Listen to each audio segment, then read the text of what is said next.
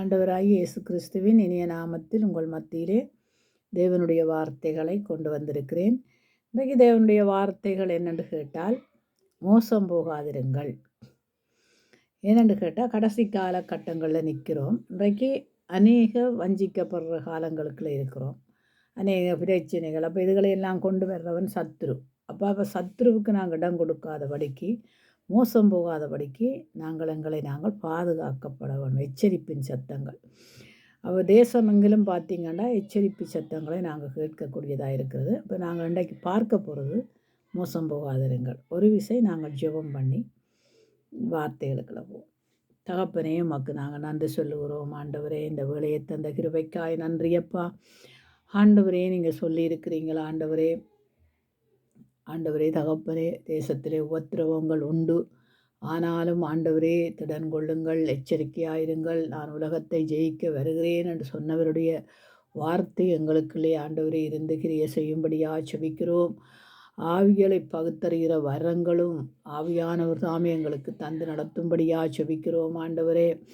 ஆண்டவரே தகப்பனே, ஒவ்வொருவரையும் நாங்கள் கண்டுகொள்ளத்தக்கதான ஒரு ஆண்டவரே ஆண்டவரே கிரிகளினாலே எங்களை நடத்தும்படியாக செபிக்கும்படி ஆவியானவர் எங்களுக்குள்ளே வந்தால் நாங்கள் ஆண்டவரே தகப்பனே சகல சத்தியத்திலும் வழி நடத்தப்படுவோம். ராஜா, நீங்கள் எங்களை நடத்தும்படியாக செபிக்கிறேன் சுவாமி. ஒவ்வொருவரையும் நடத்துங்க. கேட்குற ஒவ்வொரு பிள்ளைகளையும் ஆண்டவரே பாதுகாத்து கொள்ளுங்க, வழி நடத்துங்க ராஜா.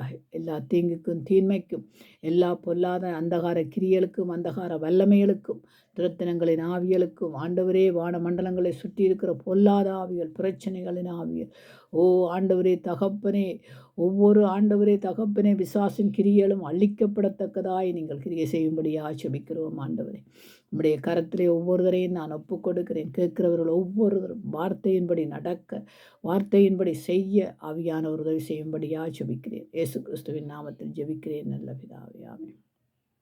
இன்னைக்கு நாங்கள் பார்க்கிறோம் கலாத்தியர்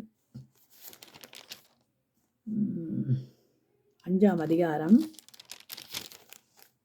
15 இருந்து பார்க்க போகிறோம். நீங்கள் ஒருவரை ஒருவர் கடித்து பட்சித்தீர்களானால் அழிவீர்கள். அப்படி ஒருவருக்கொருவர் அழிக்கப்படாதபடிக்கு எச்சரிக்கையாயிருங்கள். பின்னும் நான் சொல்லுகிறது என்னவென்றால், ஆவிக்கேற்றபடி நடந்து கொள்ளுங்கள். அப்பொழுது மாம்ச இச்சைகளை நிறைவேற்றாதிருப்பீர்கள். மாம்சம் ஆவிக்கு விரோதமாகவும் ஆவி மாம்சத்துக்கு விரோதமாகவும் இச்சிக்கிறது. நீங்கள் செய்ய வேண்டும் என்கின்றவைகளை செய்யாதபடிக்கு இவைகள் ஒன்றுக்கொன்று விரோதமாயிருக்கிறது. ஆவியினாலே நடத்தப்படுவீர்களானால் நீங்கள் நியாயப்பிரமாணத்துக்கு கீழ்ப்பட்டவர்கள் அல்ல. மாம்சத்தின் கிரிகள் வெளியரங்கமாயிருக்கின்றன. அவையாவன விபச்சாரம், வேசித்தனம், அசுத்தம், காமவிகாரம், விக்கிரகாராதனை, பில்லிசூனியம், பகைகள், விரோதங்கள், வைராக்கியங்கள், கோபங்கள், சண்டைகள், பிரிவினைகள், மார்க்கவேதங்கள், பொறாண்மைகள், கொலைகள், வெறிகள், களியாட்டுக்கள் முதலானவைகள். இப்படிப்பட்டவைகளை செய்கிறவர்கள் தேவனுடைய ராஜ்யத்திலே சுதந்திரிப்பதில்லை என்று முன் நான் உங்களுக்கு சொன்னது போல இப்பொழுதும் உங்களுக்கு சொல்லுகிறேன். அப்போ இன்றைக்கு நாங்கள் பார்க்க போகிறோம் என்னென்று கேட்டால், நீங்கள் ஒருவரை ஒருவர் பட்சித்து கடிக்காதபடிக்கு, நீங்கள் ஒருவரை ஒருவர் கடித்து பட்சித்தீர்களானால் அழிவீர்கள். அப்போ இன்றைக்கு நாங்கள் பார்க்கிறோம் என்னென்று கேட்டால், தேசங்களில் மட்டுமல்ல, உலகத்தில் மட்டுமல்ல, சபைகளுக்குள்ளையும் இன்றைக்கு கடித்து பட்சிக்கிறோம் பாருங்கள். ஒருவரை ஒருவர் நாங்கள் என்ன செய்கிறோமெண்டா, கடித்து பட்சித்தீர்கள் ஆனால் என்ன செய்வோம்? அழிக்கப்படுவோம். அப்போ நாங்கள் ஒருவரை ஒருவர் என்ன செய்ய வேணுமாம்? அன்பு கூற வேணும், சமாதானம் பண்ண வேணும், ஐக்கியமாக இருக்க வேணும், அன்பாக இருக்கணும். இந்த பரிசுத்த வேதாகமம் யாருக்கு தந்திருக்கிறது சொல்லுங்க? கடைசி காலத்தில் வேதத்துக்குள்ளே இருக்கிற எங்களுக்குத்தான், பரிசுத்த வேதாகமத்துக்குள்ளே இருக்கிற எங்களுக்கு தான் தந்திருக்கிறேன்னா, கடைசி காலத்தில் பாருங்க என்னென்னலாம் நடக்குதுன்னு பாருங்க. பெண் கொடுத்து புசித்து குடித்து உணர்வடையாமல் சங்காரமாகிறார்கள். விபச்சாரங்கள், வேசித்தனங்கள், பொய்கள், களவுகள், நிர்விசாரங்கள், பெருமைகள், சுயங்கள், விக்கிரக ஆராதனை. விக்கிரகத்தை நாங்கள் ஆராதிச்சா தான் விக்கிரக ஆராதனை என்று இல்லை. எங்கள் இருதயம் இச்சிக்கிறதெல்லாம் விக்கிரகம்தான். எங்களுடைய நினைவுகள் எல்லாம் விக்கிரகம்தான். அப்போ அதனால் பில்லி சூனியங்கள் என்றால் என்ன? முரட்டாட்டம், முரட்டாட்டங்கள் என்னத்துக்கு சொல்லப்பட்டிருக்கு? முரட்டாட்டம் பில்லி சூனியத்துக்கு சரியண்டு. முரட்டாட்டங்கள் அப்போ பில்லி சூனியம் செய்தால் தான் பில்லி சூனியம் இல்லை. ஆனால் பில்லி சூனியம் செய்யாமலே ஆண்டவர் இடத்தை சொல்லியிருக்கிறார். முரட்டாட்டங்கள் வந்து பில்லி சூனியத்துக்கு சரியண்டு. அப்போ இப்படிப்பட்ட காரியங்கள், பொறாண்மைகள், கொலைகள், கொலை வெறிகள், கொலை வெறிகள்றது என்னென்று கேட்டால் பாருங்கள், என்ன விடு உன்னை விடு கொண்டுட்டு வாரணுன்ற மாதிரி நிற்கணும். அப்போ அப்படியான முதலானவைகள், இப்படிப்பட்டவைகளை செய்கிறவர்கள் தேவனுடைய ராஜ்யத்திலே சுதந்திரிப்பதில்லை என்று முன்னே நான் சொன்னது போல இப்பொழுதும் உங்களுக்கு சொல்லுகிறேன். அப்போ என்னவா, நமக்குள்ள இதுகளெல்லாம் இருந்தால் அன்பு இருக்காது. இப்படிப்பட்ட காரியங்கள் இருந்தால் ஒருத்தர் பகைக்கத்தான் செய்வோம், ஒருத்தருக்கு ஒருத்தர் விரோதமாகத்தான் இருக்க செய்வோம். அப்போ இப்படிப்பட்ட காரியங்கள் நம்மை விட்டு அகற்றப்பட வேண்டும். பொருளாசைக்காரர், மண்ணாசைக்காரர், பெண்ணாசைக்காரர், கடைசி காலத்தில் நோவாவின் காலத்தில் நடந்தது எதுவோ அது மனுஷகுமாரன் வருங்காலத்திலும் நடக்கும். பெண் கொண்டு பெண் கொடுத்து புசித்து குடித்து உணர்வடையாமல் இருப்பார்கள், சங்காரமாயிருவார்கள் என்று சொல்லப்பட்டிருக்கிறது இல்லையா? அது நீங்கள் சொல்கிறது எல்லாம் அது உலகத்தானுக்கண்டு இல்லை. இங்கே வேதம் உங்களுக்குத்தான். நீங்கள் வேதத்தை படித்து உலகத்தானே இந்த வேதத்துக்குள்ளே கொண்டு வரத்துக்கு தான் உங்களுக்கு வேதம். அப்போ நாங்கள் என்ன செய்ய வேணுமா? எங்களுடைய சாட்சி, எங்களுடைய வெளிச்சம், எங்களுடைய உப்பு உலகத்தானுக்கு தெரிய வேண்டும். ஆனால் நாங்கள் செய்கிறதெல்லாம் என்னவா? மோசம் போக்குறவனுக்குள்ள நாங்கள் மோசம் போக்குறவன் ஆறு? பிசாசானவன். அப்போ மோசம் போக்குறவன் எங்கேயாம் விழுந்தான்? தாழ தள்ளப்பட்டான். அப்போ மோசம் போக்குறவன் எங்கே? பூமியில் தான் இருக்கிறான். அப்போ அவனுக்கு இடம் கொடுத்து நாங்கள் மாம்ச இச்சிகளுக்கு, ஆண்டவர் சொல்கிறான், மாம்ச இச்சிகளுக்கு விலகியோடுங்கள்.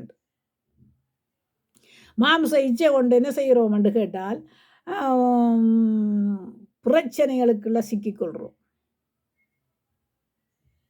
இந்த மாம்ச இச்சை எல்லாரோடையும் பிரச்சனை பண்ண வைக்கும். அப்போ நமக்குள்ள இந்த பிரச்சனைகள் இருக்கக்கூடாது. பிரச்சனைகளை கொண்டு வருகிறவன் சத்ரு. அப்போ சத்ருவுக்கு ஏற்று நில்லுங்கள், அப்பொழுது ஓடி போவான்னு சொல்லுங்கள். அப்போ இந்த மாமிச இச்சையை முறியடிக்க வேணுமெண்டா உங்களுக்குள்ள என்ன இருக்கணும்? ஆவியின் கனி இருக்கணும். ஆவியின் கனி என்னவாம்? அன்பு, சந்தோஷம், சமாதானம், நீடிய பொறுமை, தயவு, நற்குணம், விசுவாசம், சாந்தம், இச்சையடக்கம். இப்படிப்பட்டவைகளுக்கு விரோதமான பிரமாணம் ஒன்றுமே இல்லையே. அப்போ உங்களுக்குள்ள எங்களை நாங்கள் ஆராய்ந்து பார்க்க வேண்டும். என்னென்னு கேட்டால், எங்களுக்குள்ள என்ன குறைபாடு இருக்குது, எதில் நாங்கள் குறைபாட்டில் இருக்கிறோம்.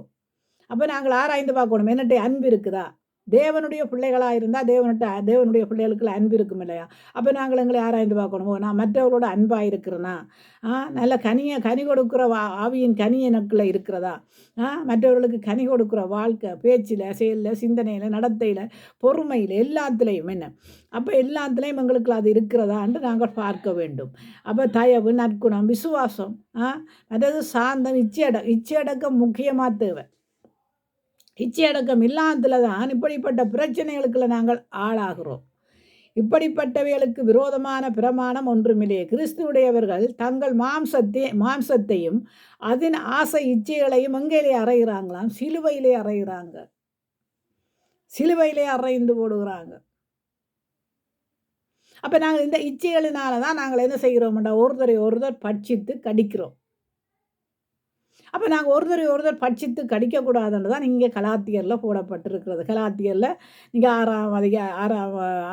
5ஆம் அதிகாரத்தை நீங்கள் பார்த்தீங்கன்னு சொன்னால் 15ஆம் வசனத்தில் இருந்து 21ஆம் வசனம் மட்டுக்கும் இருக்குது. அப்போ நாங்கள் கிறிஸ்துவுடையவர்கள், கிறிஸ்து எங்களுக்காக சிலுவையிலே அறையப்பட்டார், சாத்தானுக்கு எதிர்த்து நில்லுங்கள்னு சொல்லப்பட்டிருக்கு. அப்போ பிரச்சனையை கொண்டு வருகிறவன் ஆறு? பிரச்சனைகளை கொண்டு வருகிறவன் அப்போ நாங்கள் என்ன செய்யணுமா? எச்சரிப்பின் சத்தமானவர், எச்சரிக்கையாக இருங்கள். அப்போ எச்சரிக்கையாக இருங்கள், விழிப்பாயிருங்கள், உணர்வுள்ளவர்களாயிருங்கள், புத்தி உள்ளவர்களாயிருங்கள், ஞானம் உள்ளவர்களாயிருங்கள் என்று ஆண்டவர் சொல்லியிருக்கிறாரோ இல்லையோ? சொல்லியிருக்கிறார் இல்லையா? அப்போ நாங்கள் என்ன செய்கிறோமாம்?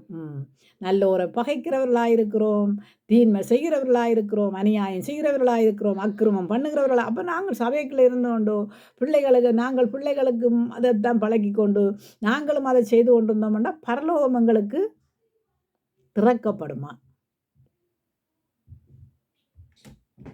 பரலோகத்துக்கு கொண்டு செல்லுகிறவர் யாரு? ஆண்டவர். அப்போ பரலோகம் நமக்கு திறக்கப்படுமா? பரலோகத்துக்குரியவர்களாக நாங்கள் இருக்கிறோம். அப்போ இந்த பூமியில் இருக்கும்போதே நாங்கள் என்ன செய்ய வேணும்? மனம் திரும்ப வேணும், பிசாசுக்கு எதிர்த்து நிற்க வேணும், மோசம் போகாது இருக்க வேண்டும். அப்போ நாங்கள் அப்படிப்பட்ட குடும்பம், சபைன்றது ஒரு குடும்பம். அப்போ அப்படிப்பட்ட குடும்பங்களாக இருக்க வேணும். வீடுன்றதும் ஒரு குடும்பம். இன்றைக்கு நாங்கள் என்ன எதிரும் புதிருமாக இருக்கிறோம். ஒரு பிரச்சனை வந்த உடனே நாங்கள் என்ன செய்கிறோம்னா அதை தீர்வு காண்ற இல்லை. அதை ஒருத்தர் விசாரித்து ஒருத்தருக்கு ஒருத்தர் புத்தி சொல்லி ஒருத்தர் நாங்கள் இது பண்ணுறது கிடையாது. அது உண்மை பொய் எதுவுமே கிடையாது. அதில் ஆண்டவருக்கு தெரியும் எது உண்மை எது பொய் என்று தெரியும் தானே. அப்போ அவர் விசாரிக்கிறவராக இருக்கிறார். கலாத்தியர் 6:6 இருந்து பார்ப்போம். மேலும் திருவசனத்தின் உபதேசிக்கிறவர்களுக்கு சகல நன்மைகளிலும் பகிர்ந்து கொடுக்க கடவான். மோசம் போகாதிருங்கள், தேவன் நம்மை பரீட்சை பண்ண விட்டார். மனுஷன் எதை விதைக்கிறானோ அதையே அறுப்பார். அப்போ தேவன் நம்ம என்ன செய்ய மாட்டாராம்?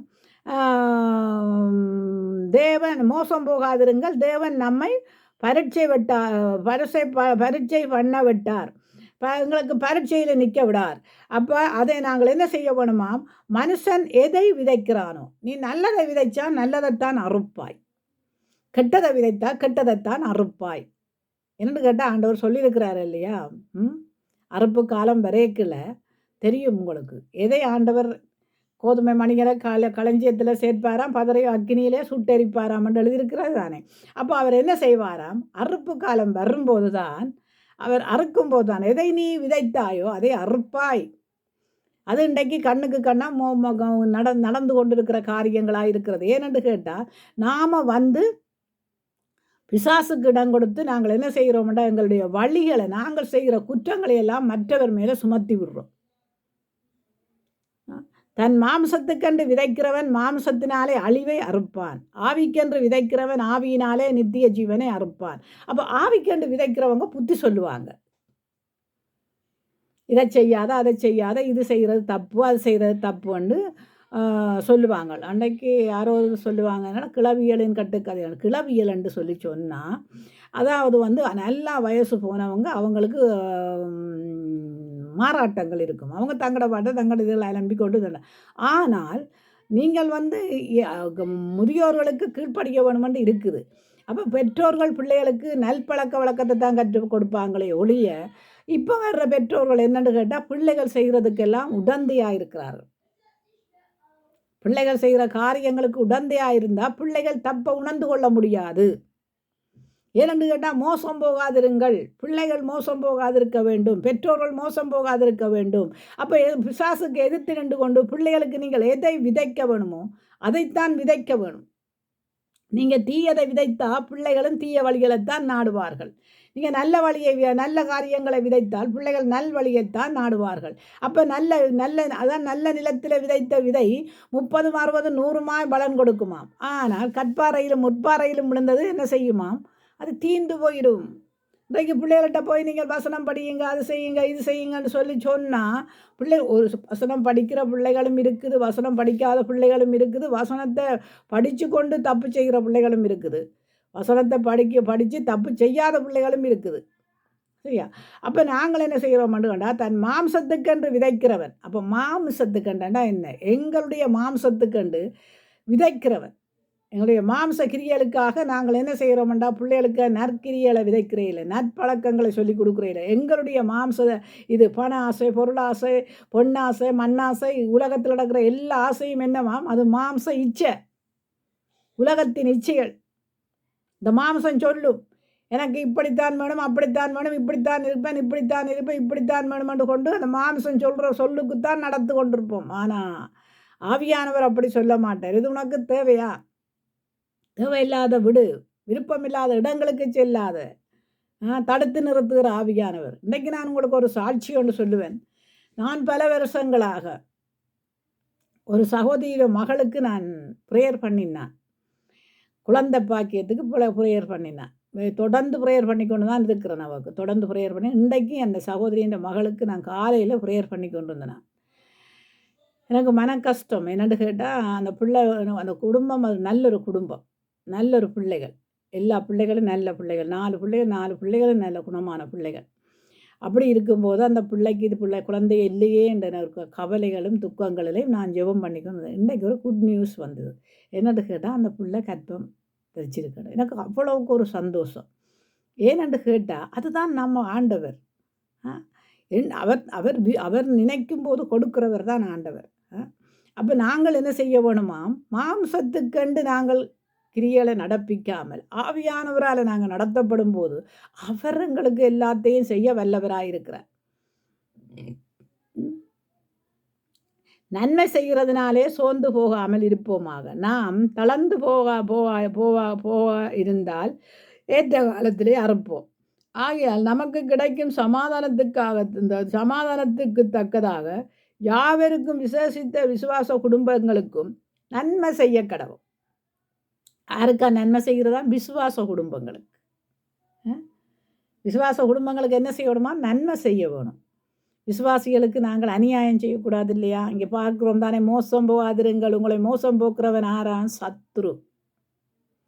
அப்போ விசுவாச குடும்பங்களுக்குள்ள நீங்கள் பிரச்சனைகள், அது ஊழியக்கார குடும்பமாக இருந்தானே, விசுவாச குடும்பமாக இருந்தானே, எந்த குடும்பங்களாக இருந்தாலுமே, குடும்பம், மூப்பர் குடும்பங்கள், ஊழியக்கார குடும்பங்கள், யாராக இருந்தாலும் நீங்கள் ஒரே சரீரமானவர்கள், ஒரே இரத்தத்தால் கழுவப்பட்டவர்கள். அநியாயம் செய்கிறதும் அநியாயத்துக்கு உடந்தையாக இருக்கிறதும் மாம்ச இச்சைகளை நிறைவேற்ற வேண்டும் என்று நினைக்கிறதும் தப்பான காரியம் என்று வேதம் திட்டத்தெளிவாக சொல்லியிருக்கு.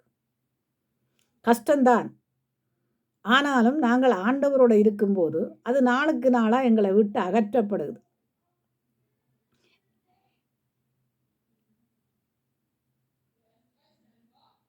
எபேசியர் 5:3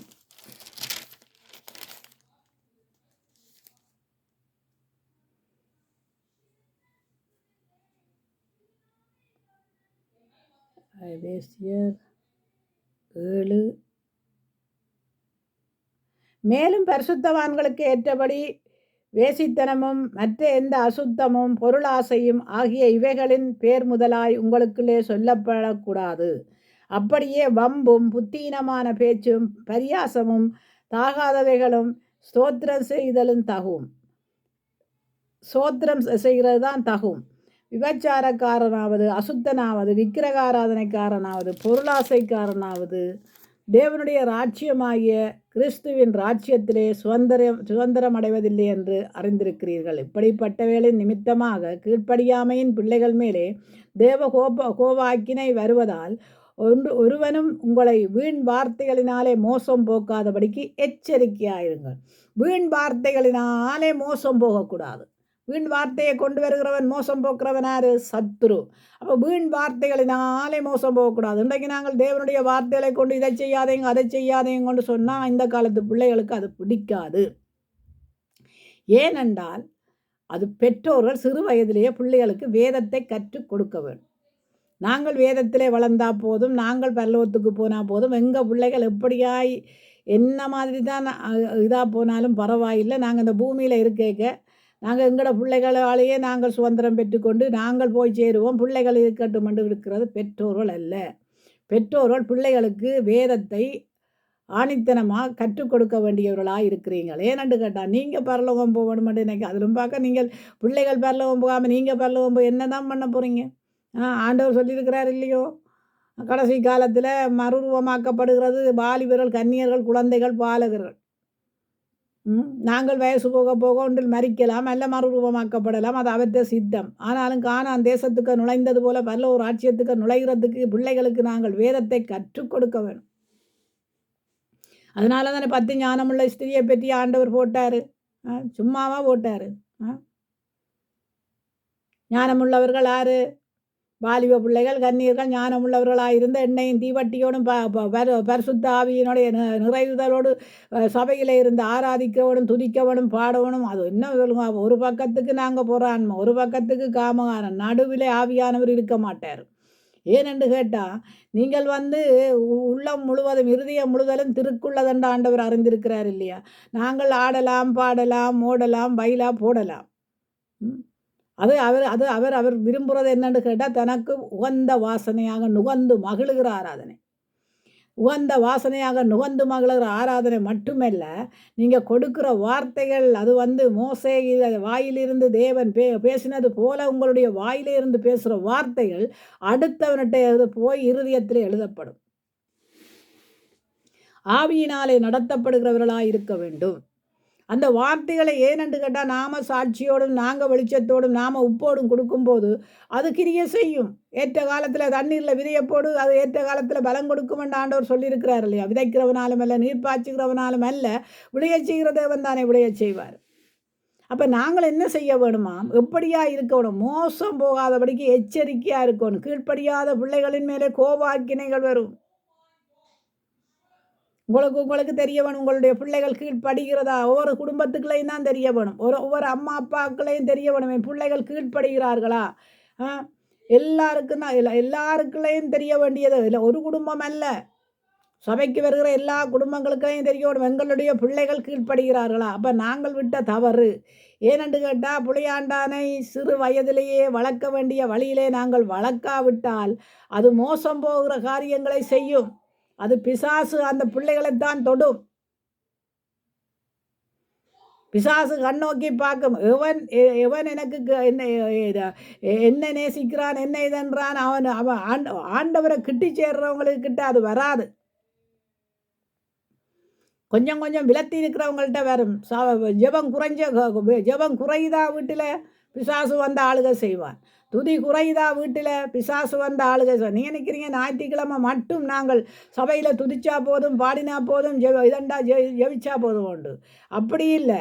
அவனுக்கு எதிர்த்து நிற்க வேணுமென்றால் ஆண்டவர் எப்படி நின்றாராம்? மனுஷன் அப்பத்தினாலே மாத்திரமல்ல தேவனுடைய வார்த்தையினாலும் பிழைப்பான் என்று சொல்லியிருக்கிறேன் சொல்லித்தானே ஆண்டவர் வார்த்தையை வச்சுத்தானே அவனை மோசம் போக்கினவனை காலடியில் மிரிச்சாரு பாருங்க. இன்றைக்கு சொல்லலாம் சில பேர் ஜெபம் தேவையில்லை, ஒன்றும் தேவையில்லை, கட்டாயம் இல்லை, அது கட்டாயம் இல்லை, இது கட்டாயம் இல்லை என்று சொல்லலாம். ஆண்டவர் வரும்போது தான் தெரியும். அப்படின்னா ஆண்டவர் வந்தும் மலையில் போய் ஜெபிச்சாரு, கடல் தரையில் போயிருந்து ஜெபிச்சாரு, எங்கெங்கே எல்லாம் போயிருந்து ஜெபிக்க வேணுமோ ஜெபிச்சார் இல்லையா? 12 அப்போஸ்தலர் 9ஆம் மணி நேரம் என்று சொன்னால் வந்து ஜெபிச்சாங்க இல்லையா? மேல் வீட்டில் வந்து இருந்து ஜெபிச்சாங்க இல்லையா? ஜெபம் முக்கியம், துதி முக்கியம், பாடல் முக்கியம். தேவனுக்கு பிரியமானது என்ன? உங்களுடைய இருதயம் முக்கியம். அந்த இருதயத்தில் இருந்து வருகிற ஒவ்வொரு பாடல்களும், ஒவ்வொரு துதிகளும், ஒவ்வொரு வார்த்தைகளும் தேவன் கொடுத்தது. ஏனோதானோ இன்றைக்கு நாங்கள் செய்துட்டு போகிறதென்று அல்ல, ஆண்டவர் தந்தது. அப்போ மோசம் போகாதிருக்கிறபடி உங்களோட பிள்ளைகளை நீங்கள் வளர்க்க வேணும், நீங்கள் வளர வேணும், மோசம் போகாது. ஏனென்று கேட்டால், முதலாவது உங்கள் பிள்ளைகள் கீழ்ப்படியாமல் போனால் அது பிள்ளைகளையும் தாக்குது, உங்களையும் தாக்குது. மோசம் போகாதிருங்கள், எச்சரிக்கையாயிருங்கள், அவர்களுக்கு பங்காளிகளாக ஆகாதிருங்கள். உட்காலத்திலே நீங்கள் அந்தகாரமாயிருந்தீர்கள், இப்பொழுது கர்த்தருக்குள் வெளிச்சமாயிருக்கிறீர்கள். வெளிச்சத்தின் பிள்ளைகளாய் நடந்து கொள்ளுங்கள். எப்படியாய் நடந்து கொள்ளட்டாம்? வெளிச்சத்தின் பிள்ளைகளாய் நடந்து கொள்ளுங்களோ. நான் வெளிச்சத்தில் இருக்கிறேன் என்று சொல்லியும் இருளிலே நடக்காதே. ஆண்டவரிடத்தை சொல்லியிருக்கிறாளே, நான் வெளிச்சத்திலே நடக்கிறேன் என்று சொல்லியும் தன் சகோதரனை பகைக்கிறவன் இருளிலே நடக்கிறான். சகோதரர்கள் யாரு? சபையில் இருக்கிறவர்கள் சகோதரர்கள், சகோதரிகள், வீட்டில் இருக்கிறவங்க சகோதரர்கள், சகோதரிகள். அவர்களுக்கு சாட்சியாய் வாழப்படும். சபையிலே சாட்சி என்று சொல்கிறது நான் ஒரு நாளைக்கு உங்களுக்கு சொல்கிறேன். சாட்சி, வீட்டில் சாட்சி, வெளியில் சாட்சி, சபையிலே சாட்சி, சங்கத்திலே சாட்சி. அப்போ நாங்கள் அப்படிப்பட்டவர்களாக இருக்க வேண்டும். ஆண்டவருடைய நாமத்தை வீணிலே தூசிக்கிறதும் வீணிலே வழங்குறதுமாக இருக்கக்கூடாது. கர்த்தருக்கு பிரியமான ஜனங்களாய் நடக்கப்பட வேண்டும்.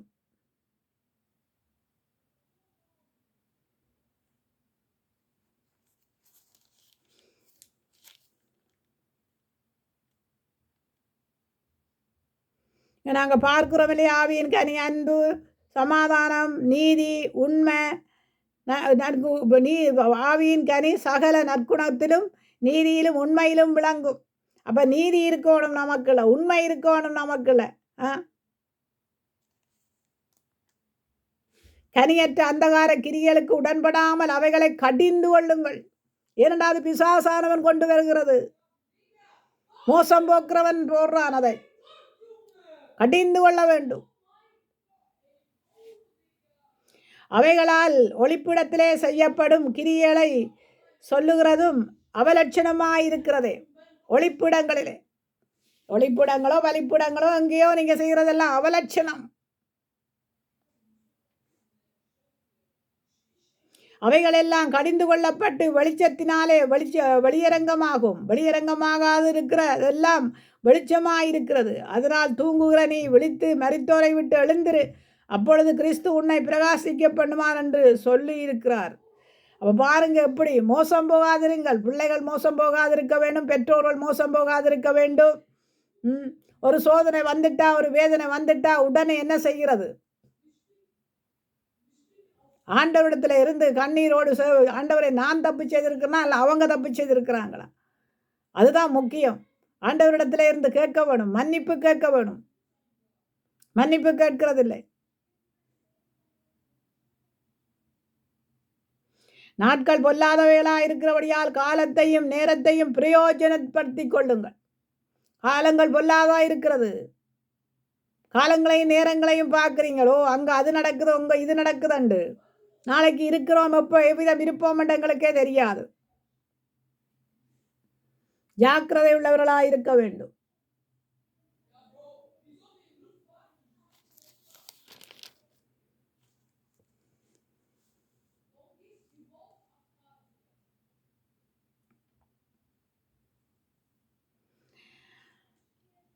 எபேசியர் 4:22 பார்ப்போம். 21 இருந்து பார்ப்போமா. இயேசுவினிடத்தில் உள்ள சத்தியத்தின்படியே நீங்கள் அவரிடத்திலே கேட்டறிந்து அவராலே போதிக்கப்பட்டீர்களே. அந்தப்படியே முந்தின நடக்கைகளுக்குரிய மோசம் போக்கும் இச்சைகளினாலே கெட்டுப்போகிற பழைய மனுஷனை நீங்கள் களைத்து போடுங்கள். பழைய மனுஷன், பழைய காரியங்கள், பழைய காலத்தில் நாங்கள் ரட்சிக்கப்படுறதுக்கு முன்னாடி என்ன செய்வோம்டா, எல்லாத்தையும் இச்சிப்போம். ஒன்றரை இச்சிக்கிறது இல்லை. அவங்க பக்கத்து வீட்டுக்காரங்க அது வாங்கிட்டாங்க, இவங்க இது வாங்கிட்டாங்க, அவங்க இப்படி செய்கிறாங்க, நாங்கள் செய்தா என்ன, அவங்க 10 பவுனில் நாங்கள் போடுறாங்க, இவங்க 20 போடுறாங்க, 30 போடுறாங்க, 40 போடுறாங்க. நாங்கள் ஒன்றுலையும் போடாமல் இருக்கணும். போடுறது தப்பில்லை, இச்சிக்கிறது தப்பு. இச்ச பாவத்தை பிறப்பிக்கிறது. சபை என்று சொன்னால் அதில் ஒரு ஒழுக்கம் இருக்க வேணும். சபைகளில் ஒரு ஒழுக்கம், நடைமுறை எல்லாம் சபைகளில் இருக்க வேணும். சபை என்றது நாங்கள் நினைக்கிறோம் என்னென்று கேட்டால் விளையாட்டு போக்கு கண்டு நினைக்கிறோம். நோவாவை கொளிச்சு பேழையை கட்டி அதை கூட ஆண்டவர் எல்லாத்தையும் கொண்டு வந்து விட்டார். ஆனால் நோவா அதை விட்டு இறங்கின போது ஒரு பலிப்பிடம் ஆண்டவருக்கு கட்டினான். அந்த பேழையைத்தான் சபை என்று சொல்லப்படுகிறது. அப்போ சபைகளில் என்ன இருக்க வேணுமா? பரிசுத்தம் இருக்க வேணும்.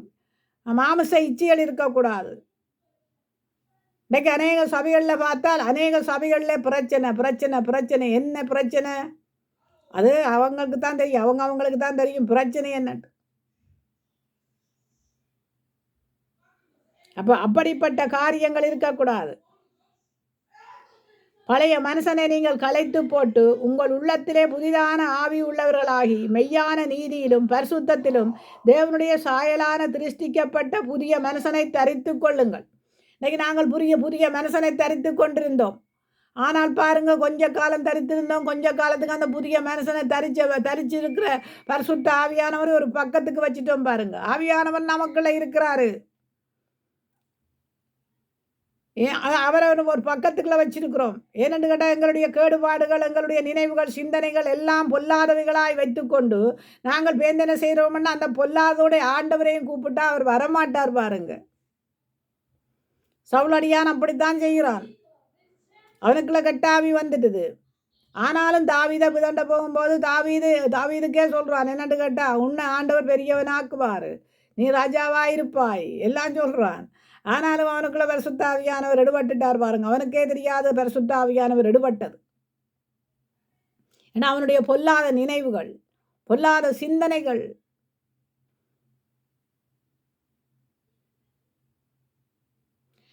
அன்றியும் நாம் ஒருவருக்கொருவர் அவயங்களாயிருக்கிறபடியால் பொய்களை களைத்து அவனவன் புறருடனே மெய்யாய் பேச கடவானாக. பொய்க்கு பிதாவை தேடுகிறோம். பொய்க்கு பிதாவாரு? மோசம் போக்குறவன். அங்கே 18 பொய்யாட்டுக்குவோம். பாருங்க, என்னென்னு கேட்டால் சொல்லுவாங்க, என்னோட ஒரு கல்யாணம் செய்கிறேன்டா 1000 பொய் சொல்லலாமண்டு. நீ 1000 பொய்யை சொல்லி நரகத்துக்கு போ. ஆனால் கல்யாணம் செய்து கொடுத்ததுக்கு அப்புறம் அதுக்குள்ளே வருகிற பிரச்சனையை பாரு.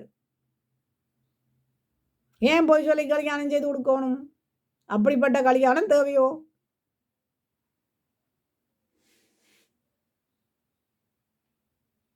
நீங்கள் கோபம் கொண்டாலும் பாவம் செய்யாதிருங்கள். சூரியன் அஸ்தமிக்கிறதுக்கு முன்னாக உங்கள் எரிச்சல் தனிய கடவது. பிசாசுக்கு இடம் கொடாமல் இருங்கள். திருடுகிறவன் இனி திருடாமலும், குறை சொல்லுகிறவன் குறைச்சல் உள்ளவன் கொடுக்கத்தக்கதாக தனக்கு உண்டாயிருக்கிறபடி தன் கைகளினாலே நலமான வேலைகளை செய்து பிரயாசப்பட கடவான். அப்போ பாருங்க, அப்போ என்ன செய்ய வேணுமா? நீங்கள் கோபம் கொண்டாலும் பாவம் செய்யாதிருங்கள். சூரியன் அஸ்தமிக்கிறதுக்கு முன்பாக உங்கள் எரிச்சல் தனிய கடவதாக. இன்னைக்கு பாருங்க, எரிச்சல், பொறாண்மை, காமகாரம், அப்பா, வன்கண், முகத்துதி, இதெல்லாம் எங்கே இருக்குதாம்? நீங்க என்ன சொல்ல போறீங்க? நீங்க என்ன சொல்ல போறீங்க? உலகத்துக்கு இருக்குன்னு சொல்ல போறீங்க. அது உலகம். நீங்க உங்களுடைய பேரின்படி அது உலகம். உலகத்தை கொண்டு வர வேணுமென்று ஆண்டவர் உங்களை பிடிச்சவர் இல்லையா? அப்போ உங்களுக்குள்ள என்ன இருக்கக்கூடாதாம்? இப்படிப்பட்ட காரியங்கள் இருக்கக்கூடாது. அதான் சொல்கிறேன்டா, காலையிலே அழுகையண்டா மாலையிலே அற்களிப்பண்டு.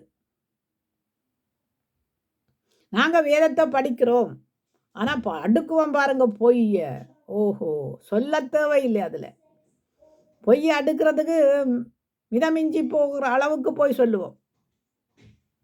இதுதான் இதுதான் இதுதான் அதான் உள்ளதை உள்ளதன்படி சொல்லி மிஞ்சினதை ஒன்றுமில்லைன்னு சொல்லியிருக்கிறார்.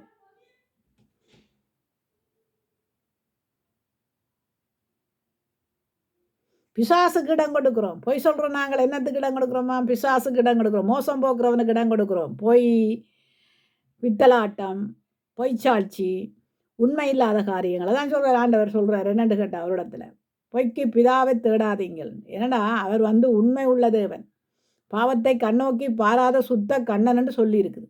அப்போ நீங்கள் சபையிலே பாவம் செய்யும் போது அவர் பாவத்தை பார்த்து கொண்டிருப்பாரோ? கண்ணை படைத்தவர், காதை படைத்தவர், மூக்கை படைத்தவர், வாயை படைத்தவர், எல்லா சரீரங்களையும் படைத்தவர் பார்த்து கொண்டிருப்பாரோ? சபை என்றது ஒரு தூய்மையான இடம்.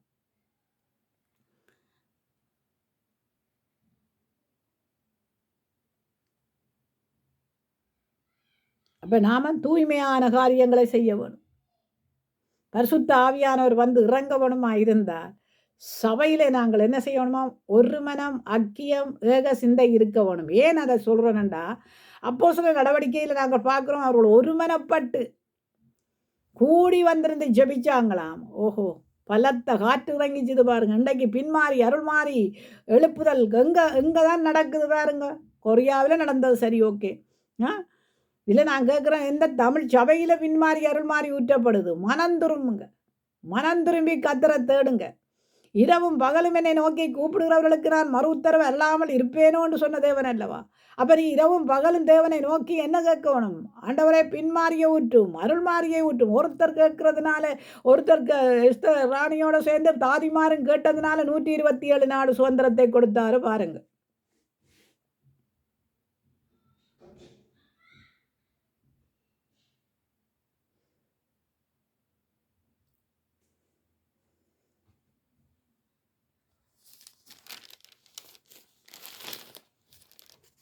கத்தருக்கு பிரியமில்லாத காரியங்கள், கத்தருக்கு பிரியமில்லாத பேச்சுகள், கத்தருக்கு பிரியமில்லாத சிந்தனைகள், அது சபைகளுக்குள்ள வரக்கூடாது. சபை என்றது ஒரு பரிசுத்தமான இடம். சபை என்றது ஒரு பயபக்தியான இடம். பிலிப்பியர் 3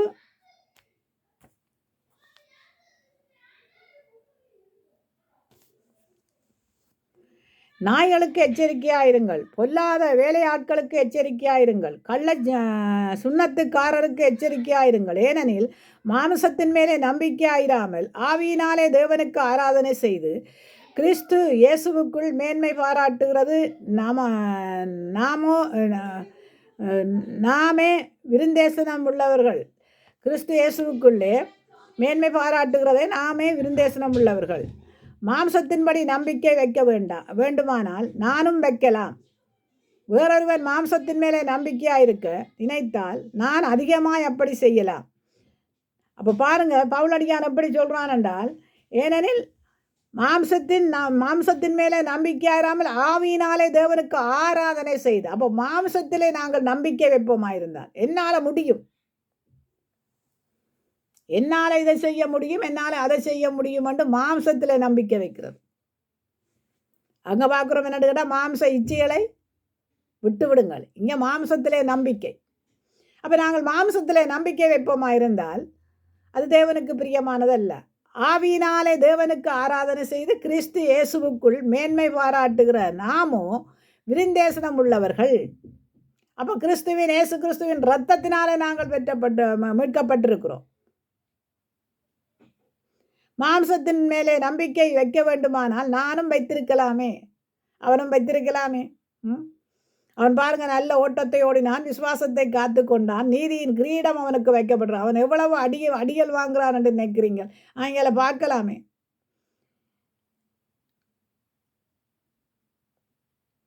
ஆயிலும் எனக்கு லாபமாயிருந்தவைகளை இவைகளோ அவைகளை கிறிஸ்து இயேசுவுக்காக நஷ்டம் என்று எண்ணினேன். கிறிஸ்து இயேசுவுக்காக அதை நஷ்டம் என்று விடு.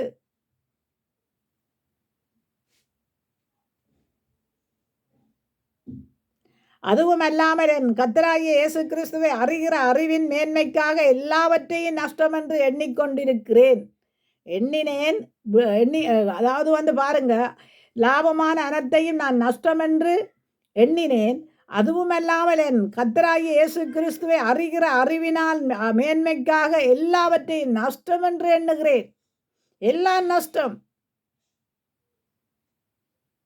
நான் கிறிஸ்துவை ஆதாயப்படுத்தி கொள்ளும்படி நியாயப்பிரமாணத்தினாலே வருகிற சுயநீதியை உடையவனாயிராமல் கிறிஸ்துவை பற்றும் விசுவாசத்தினாலே வருகிறதும் விசுவாசம் மூலமாய் தேவனாலே உண்டாயிருக்கிறதுமான நீதியை உடையவனாயிருந்து கிறிஸ்துவுக்குள் இருக்கிறேன் என்று காணப்படும்படிக்கும் இப்படி நான் அவரையும் அவருடைய உயிர்த்தெழுதலையும் வல்லன்மையையும் அவருடைய பாடுகளின் ஐக்கியத்தையும் அறிகிறதற்கும் அவருடைய மரணத்துக்கொப்பான மரணத்துக்குள் உள்ளாகி எப்படியாகிலும் நான் மரித்தோரிலிருந்து உயிர்த்தெழுந்ததற்கும் தகுதியாயிருக்கும்படி.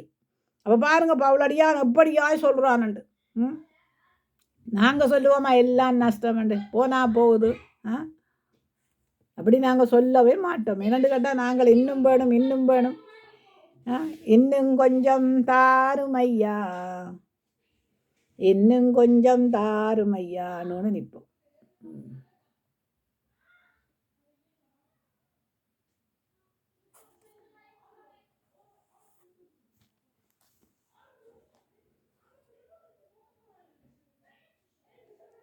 சகோதரரை அதை அது அவருக்காக எல்லாவற்றையும் நஷ்டம் என்று எண்ணிவிட்டேன், அதை குப்பையாகவும் எண்ணுகிறேன்.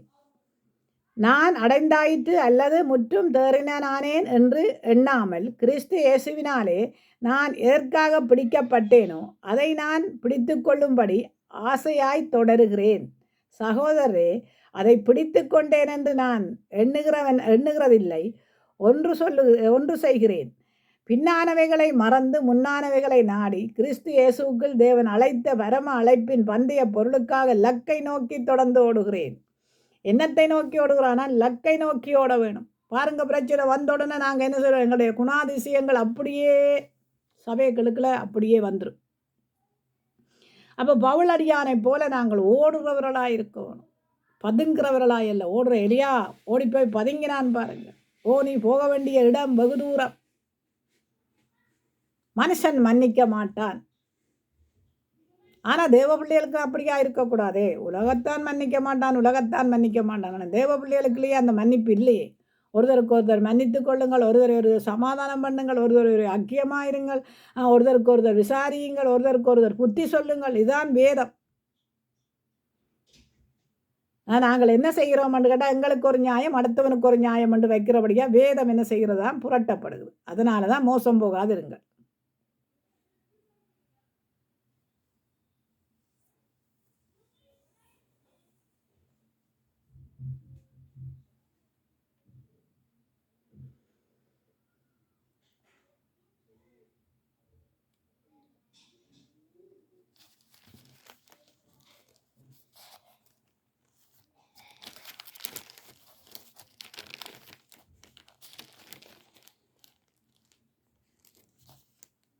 வெளிப்படுத்தல் 20:10.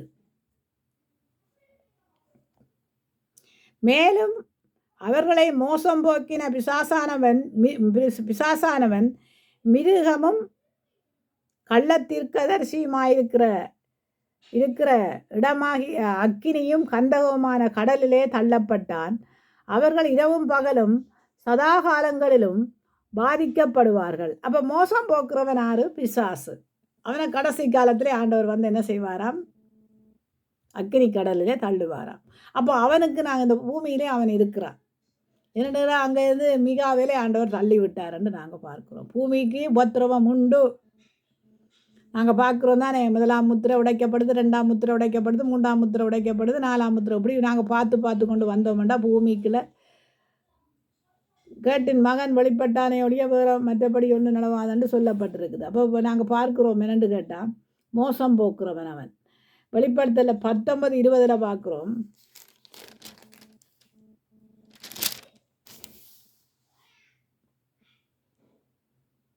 அப்பொழுது மிருகம் பிடிக்கப்பட்டது. மிருகத்தின் முன்பாக செய்த அற்புதங்களாலே அதன் முத்திரையை தரித்தவர்களையும் அதன் சுரூபத்தை வணங்கினவர்களையும் மோசம் போக்கின கள்ள தீர்க்கதரிசிகளையும் கூட பிடிக்கப்பட்டான். இருவரும் கந்தகம் எரிகின்ற அக்கினி கடலிலே உயிரோடே தள்ளப்பட்டார்கள். மற்றவர்கள் குதிரையின் மேல் ஏறினவருடைய வாயிலிருந்து புறப்பட்ட பட்டயத்தாலே கொல்லப்பட்டார்கள். அவருடைய மாம்சத்தினால் பறவைகளும் யாவும் திருப்தி அடைந்தன. அப்போ இங்கே நாங்கள் பார்க்குறோம், மோசம் போக்குறவனுக்கு இடம் கொடுக்கக்கூடாது. மோசம் போக்குறவன் ஆறாம்? இப்போ மோசம் போக்குறவனுக்கு நாங்கள் இடம் கொடுக்குறோம். இப்போ மோசம் போக்குறவனுக்கு நாங்கள் இடம் கொடுக்கறது பிள்ளையான காரியம். எங்களுக்கு நாங்கள் கண்டு கொள்ளணும், இது யார், எப்படிப்பட்டது, இதை ஆண்டவற்ற பிள்ளைகள் செய்யுங்களா, செய்யாது. அப்போ நாங்கள் மோசம் போக்குறவனுக்குள்ள நாங்கள் என்ன செய்யணும்னு சொன்னால் இடம் கொடுக்காதபடிக்கு பார்க்க வேணும்.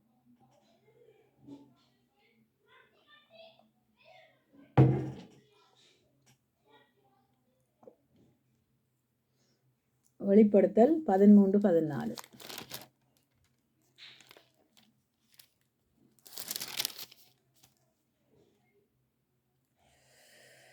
மிருகத்துக்கு முன்பாக அந்த அற்புதங்களை செய்யும்படி தனக்கு கொடுக்கப்பட்ட சத்துவத்தினாலே பூமியின் குடிகளை மோசம் போக்கி பட்டயத்தினாலே காயப்பட்டு பிழைத்த மிருகத்துக்கு ஒரு சுரூபமும் பண்ண வேணுமென்று பூமியின் குடிகளுக்கு சொல்லிற்று. மேலும் அம்மிருகத்தின் சுரூபம் பேசத்தக்கதாக மிருகத்தின் சிறுவகத்தை வணங்காத யாவரையும் கொலை செய்யத்தக்கதாகவும் மிருகத்தின் சுரூபத்துக்கு ஆவியை கொடுக்கும்படி அதற்கு சத்துவம் கொடுக்கப்பட்டது. அது சிறியோர் பெரியோர், ஐஸ்வர்யவான், தரித்திரர், சுயதினர், அடிமைகள் இவர்கள் யாவருக்கும் தங்கள் தங்கள் வலது கையிலாவது நெற்றியிலாவது ஒரு முத்திரையை பெறும்படிக்கும் அந்த மிருகத்தின் முத்திரையாவது அதன் நாமத்தையாவது அதன் நாமத்தின் இலக்கத்தையாவது தரித்து கொள்ளுகிறவன் தவிர வேறொருவனும் கொல்லவும் விற்கவும் கூடாதபடிக்கு செய்தது. அப்போ நாங்கள் என்ன செய்யணுமா? மோசம் போக்குறவனை இனம் கண்டு கொள்ள வேண்டும். இன்றைக்கி பாருங்கள் என்ன செய்கிறோம்னு கேட்டால் அது பெரியோர் சிறியோர் எல்லாருக்குள்ளேயும் அது கொண்டு வந்துடும் அந்த மோசம் போக்குற காரியங்கள். அதான் எச்சரிப்பு சத்தம் ஆண்டவர். எல்லா இடங்களும் எச்சரிக்கை. ஏன் யுத்தத்தின் செய்திகளையும் அறிவீங்கள், ஆனாலும் பயப்படாதீங்கள், எச்சரிக்கையாயிருங்கள் சொல்ல. இப்போ ஆண்டவர் எச்சரிக்கையை போடும்போது நாங்கள் எச்சரிக்கைக்கு நிற்கிறே இல்லை. நாங்கள் எங்களோட மாம்சத்தின் கிரியலும் நாங்கள் என்னட்டு கேட்டால் நான் யார் தெரியுமான்றது மாதிரி நாங்கள் இருக்கிறது இல்லை. மற்றவனுக்கு நாங்கள் முன்மாதிரியாக நடந்து கொள்ள வேண்டியது எங்களுடைய சபை பிள்ளைகளுடைய கடமையும் பெற்றோருடைய கடமையுமாக இருக்குது. என்னென்னு கேட்டால் சபையில் நாங்கள் சாட்சியுள்ள வாழ்க்கை வாழுகிற பிள்ளைகளாக இருக்க வேண்டும். தீத்து 3:5.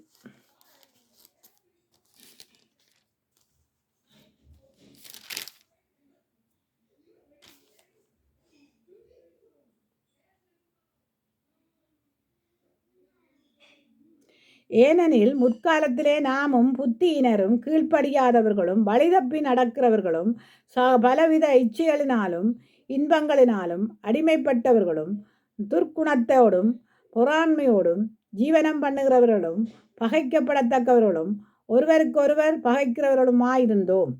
நம்முடைய இரட்சகராகிய தேவனுடைய தயவையும் மனுஷர் மேலுள்ள அன்பும் பிரசன்னமான போது நாம் செய்த நீதியின் கிரிகளின் நிமித்தம் நம்மை ரட்சியாமல் தமது இரக்கத்தின்படியே மறுஜென்ம முழுக்கினாலே பரிசுத்த ஆவியினுடைய புதிதாக்குதலினாலே நம்மை ரட்சித்தார். அப்போ எப்படியா நாங்கள் முற்காலத்தில் இருந்தோம் என்று சொல்லப்பட்டிருக்கு பாருங்கள். எப்படி ஆண்டவற்ற வசனங்கள் போடப்பட்டிருக்கு. ஏனெனில் முற்காலத்திலே நாமும் புத்தியினர், முற்காலத்திலேயே புத்தியினர் தான், கீழ்ப்படியாதவர்கள். ஆனால் இப்பயும் அந்த கீழ்ப்படியாத தன்மைகள் இருக்குதான், கீழ்ப்படியாத ஆவி. நாங்கள் கொஞ்ச காலம் ஓடுகிறோம் பாருங்க, கொஞ்ச காலம் இந்த பூமியிலே இயேசுக்காய் சுவிசேஷத்துக்காய் என்று நாங்கள் பாடுவோம். ஆனாலும் அந்த கொஞ்ச காலம் பாரத்துக்கிடையிலே நாங்கள் என்ன செய்தோம்னா சுவிசேஷம் புரட்டப்படுகிறது. அதனால தான் இங்கேயே நாங்கள் பார்க்கிறோம், தீத்திலே வேத புரட்டராக இருக்கிற ஒருவனுக்கு நீ 2 தரம் புத்தி சொன்ன பின்பு அவனை விட்டு விலகு, வேத புரட்டர்களோடு சேராது.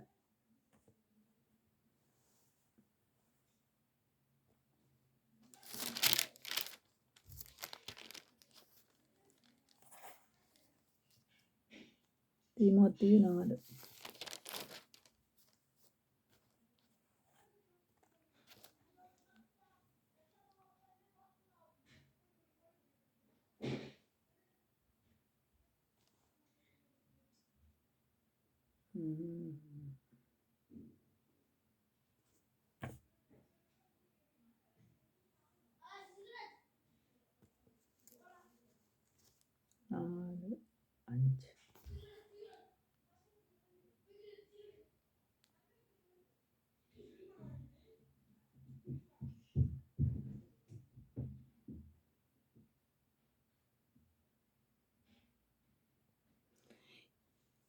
தீமோத்தேயு 5:6 வரை. அது தேவ வசனத்தினாலும் ஜெபத்தினாலும் பரிசுத்தமாக்கப்படும். இவைகளை நீ சகோதரர்களுக்கு போதித்து வந்தால் விசுவாசத்துக்குரிய வார்த்தைகளினாலும் நீ அனுசரித்த நற்போதகத்தினாலும் தேறினவனாகி இயேசு கிறிஸ்துவுக்கு நல்ல ஊழியக்காரனாக இருப்பாய். அப்போ இயேசு கிறிஸ்துவுக்கு நல்ல ஊழியக்காரனாக இருப்பாய். நீ நல் வார்த்தைகளை போதிக்க வேண்டும். 2 தெசலோனிக்கேயர் 2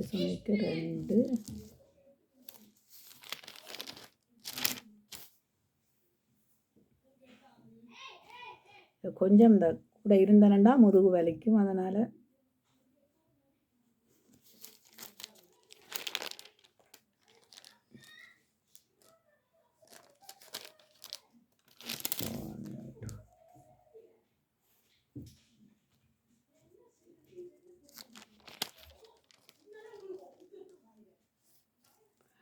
ரெண்டு 3.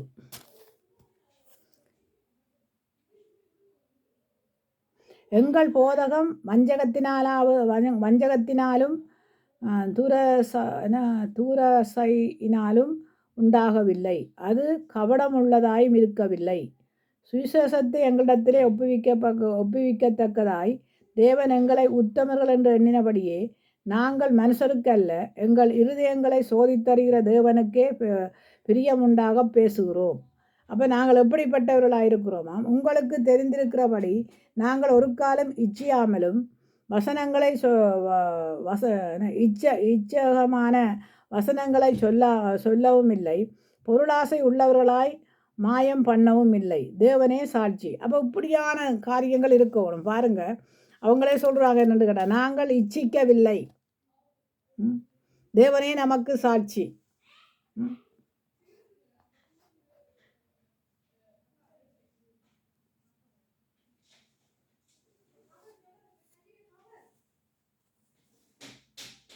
நாங்கள் கர்த்தருக்கு பிரியமான காரியங்களை செய்கிறவர்களாக இருக்க வேணும்.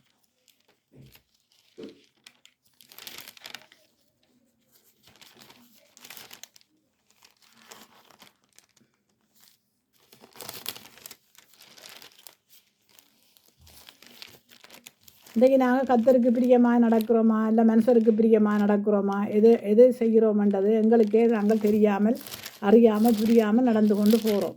ஆனால் கர்த்தருக்கு பிரியமாய் நடக்கிறது தேவனுக்கு பிரியமான காரியம். அப்போ நாங்கள் என்ன செய்யணுமா? தேவனுக்கு பிரியமாய் நடக்க வேணும்.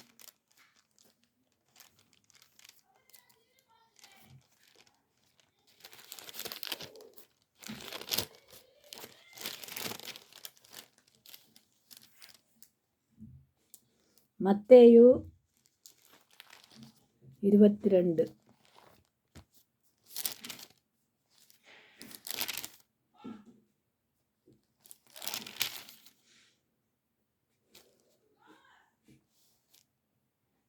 மத்தேயு 22:31 மேலும் மரித்தோர் உயிர்த்தெழுதலை பற்றி நான் ஆபிரகாமின் தேவனும் ஈசாக்கின் தேவனும் யாக்கோப்பின் தேவனுமாய் இருக்கிறேன் என்று தேவன் உங்களுக்குள் உரைக்கப்பட்டிருக்கிறதை நீங்கள் வாசிக்கவில்லையா? தேவன் மரித்தோருக்கு தேவனாயிராமல் ஜீவனுள்ளோருக்கு தேவனாயிருக்கிறார் என்றார். ஜனங்கள் இதை கேட்டு அவருடைய போதகத்தை குறித்து ஆச்சரியப்பட்டார்கள். பாருங்கள்.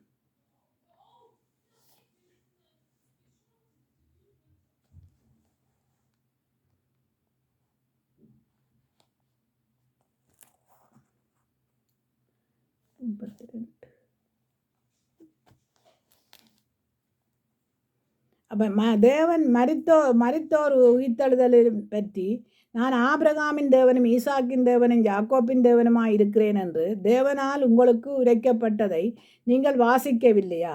தேவன் மரித்தோருக்கு தேவனாயிராமல் ஜீவனுள்ளோருக்கு தேவனாயிருக்கிறார். அப்போ நாங்கள் எப்படி இருக்கிறோமா? ஜீவனோடு இருக்கிறோம். அதான் மரித்தவர்களுக்காக அழாதீங்கள், உயிரோடு இருக்கிறவர்களுக்காக அழுங்கள் என்று சொல்லப்பட்டிருக்க ஒரு இடத்துல. அப்போ நாங்கள் தேவன் எங்களை எப்படியா வைத்திருக்கிறாராம்? மரித்தோர் உயிர்த்தெழுதலை பற்றி நான் ஆபிரகாமின் தேவன் ஈசாக்கின் தேவன் என்று சொல்லாமல் தேவன் மரித்தோருக்கு தேவனாயிராமல் ஜீவனுள்ளோருக்கு தேவனாயிருக்கிறார். அப்போ நாங்கள் ஜீவிக்கிறோம். அப்போ நாங்கள் தேவனுக்கு பிரியமாய் நடக்க வேணும். தேவனுக்கு விருப்பத்தின்படி நடக்கணும். இப்போ இச்சையெல்லாம் நமக்கு என்னவா தோணுதாம்? பாவமாக தோணுது. அப்போ தேவன் நம்ம எதுக்காக வச்சிருக்கிறாராம்? தன்னுடைய வார்த்தைகளை கேட்டு அதன்படி நடக்கிற பிள்ளைகளாக எங்களை வைத்திருக்கிறார். 2 கொரிந்தியர்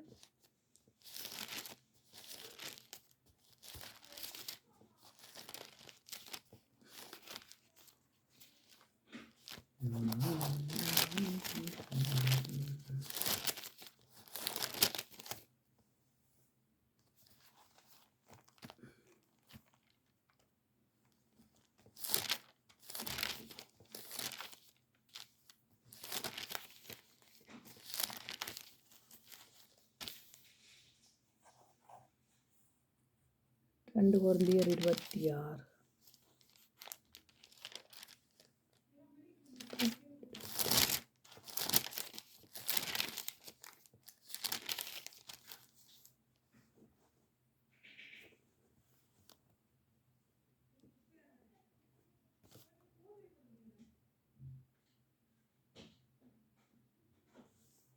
நாங்கள் பார்க்குறோம் என்னென்னு கேட்டால், பவுலடியான்னு சொல்கிறான் என்னென்னு கேட்டால்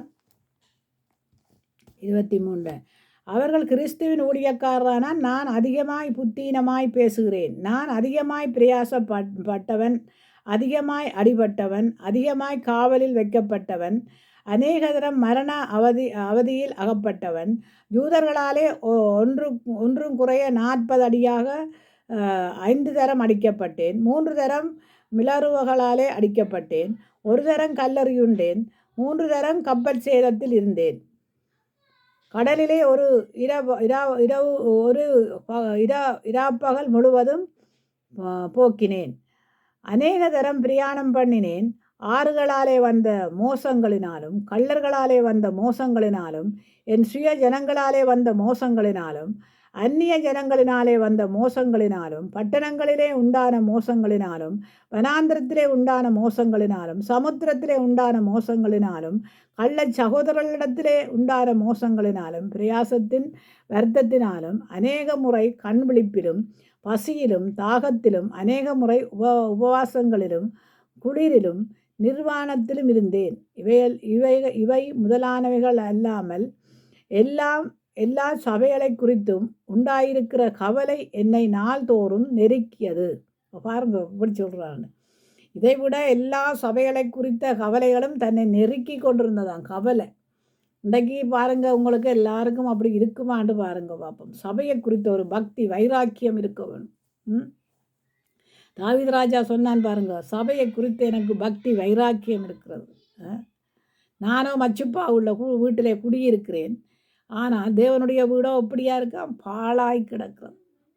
அப்போ இங்கே பாருங்கள், அவன் இவ்வளவு உபத்திரவப்பட்டும் ஆண்டவருடைய காரியத்திலே அவன் அசதியாயிர இல்லை, அசட்டையாயிருக்க இல்லை.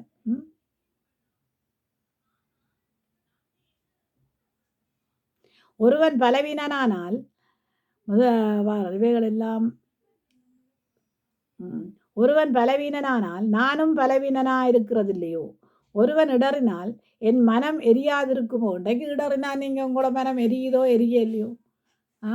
ஒரு சிலற்ற மனம் எரியும். ஐயையோ, ஆத்துமாக்களை கொண்டு வந்தோமே, தூதி விட்டு இருக்கிறாங்களேன்னு சொல்லி எரியும். அப்போ அவனுக்கு பாருங்க எப்படி இருந்ததா? எரியாதிருக்குமோ? நான் மேன்மை பாராட்ட வேணுமானால் என் பலவீனத்தை குறித்தல்லவா பலவீனத்தை குறித்தல்லவா குறித்து மேன்மை பாராட்டினேன். என்ன என்றென்றைக்கும் சோத்தரிக்கப்பட்ட தேவனும் நம்முடைய கர்த்தராகிய இயேசு கிறிஸ்துவின் பிதாவுமானவர் நான் பொய் சொல்லுகிறதில்லை என்றதை அறிந்திருக்கிறார். பாருங்க, அவன் அடிபட்டான் தான், குத்துப்பட்டான் தான், நொறுக்கப்பட்டான் தான். ஏன் இத்தாலியில் போய் பார்த்துறாங்கலாம் நாங்கள் அவனுடைய இது என்ன அடைக்கப்பட்டிருந்த சிறைச்சாலை. அப்போ பாருங்கள், பவுலடியான்ற பயணங்கள், பவுலடியான்ற பாடுகள். அவன் ஜனங்களை துன்பப்படுத்தினவன், சபையோரை துன்பப்படுத்தினவன். அதே சபையை குறித்து அவனுக்கு சொல்லியிருக்கிறான் பாருங்கள். என்னென்று கேட்டால், ஒருவன் பலவீனனானால் நானும் பலவீனனாக இருக்கிறது இல்லையோ? ஒருவன் இடறினால் நானும் என் மனம் எரியாதிருக்குமோ? அப்போ பாருங்கள், எப்படியெல்லாம் அவனோட இதை குறித்து சொல்லுகிறான். இவை முதலானவைகள் அல்லாமல் எல்லா சபைகளை குறித்து உண்டாயிருக்கிற கவலை என்னை நாள்தோறும் நெருக்குகிறது. எல்லா சபைகளை குறித்து வெண்டைக்கு அவன் ஆண்டவருக்குள்ள பலப்பட்டானோ, அண்டையிலிருந்து அவனுக்கு சபையை குறித்த ஒரு வைராக்கியம் கவலையும். அப்போ அந்த காலத்தில் இருந்து இந்த காலம் வரைக்கும் சபைகளில் பிரச்சனை தான்.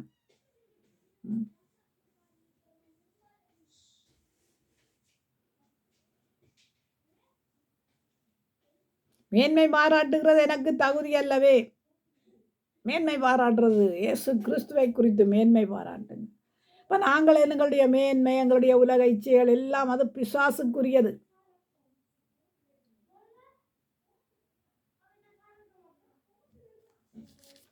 ஒன்று கொரிந்தியர் 12:7.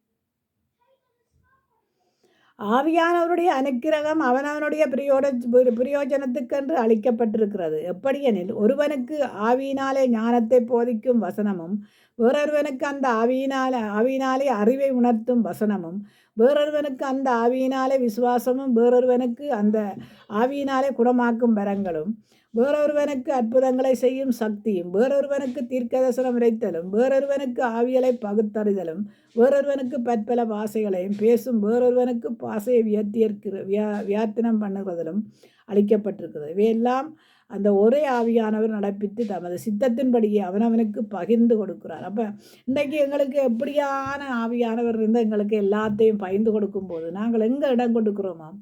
மோசம் போக்குறவனுக்கு இடம் கொடுக்குறோம். ஆண்டவர் இப்போ இதெல்லாம் பயந்து தந்த ஆண்டவர் இப்போ தள்ளி நிற்கிறார் பாருங்க. உள்ளே இருக்கிறாரு, தூங்குறாரு. ஒரு சிலருக்கு உள்ளே தூங்குறாரு, நல்லா தூங்க வைக்கிறோம் ஆண்டவரை. ஒரு சிலர் என்ன செய்ய, ஆண்டவர் சவுளடியான விட்டு ஆவியானவர் வெளியில் போனதை அவனுக்கே தெரியாது. நீங்கள் வாசித்து பாருங்க. அவனை விட்டு போகலையேன்னு சில பேர் பிரசங்கம் பண்ணுவாங்க. நல்ல வடிவாக வார்த்தையை வாசிங்க. போயிட்டு அவனுக்கு ஒரு கட்ட ஆவி அனுப்பினீர்.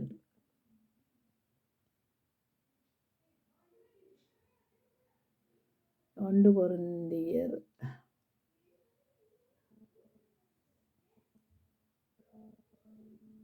கொரிந்தியர் 12 பார்ப்போம்.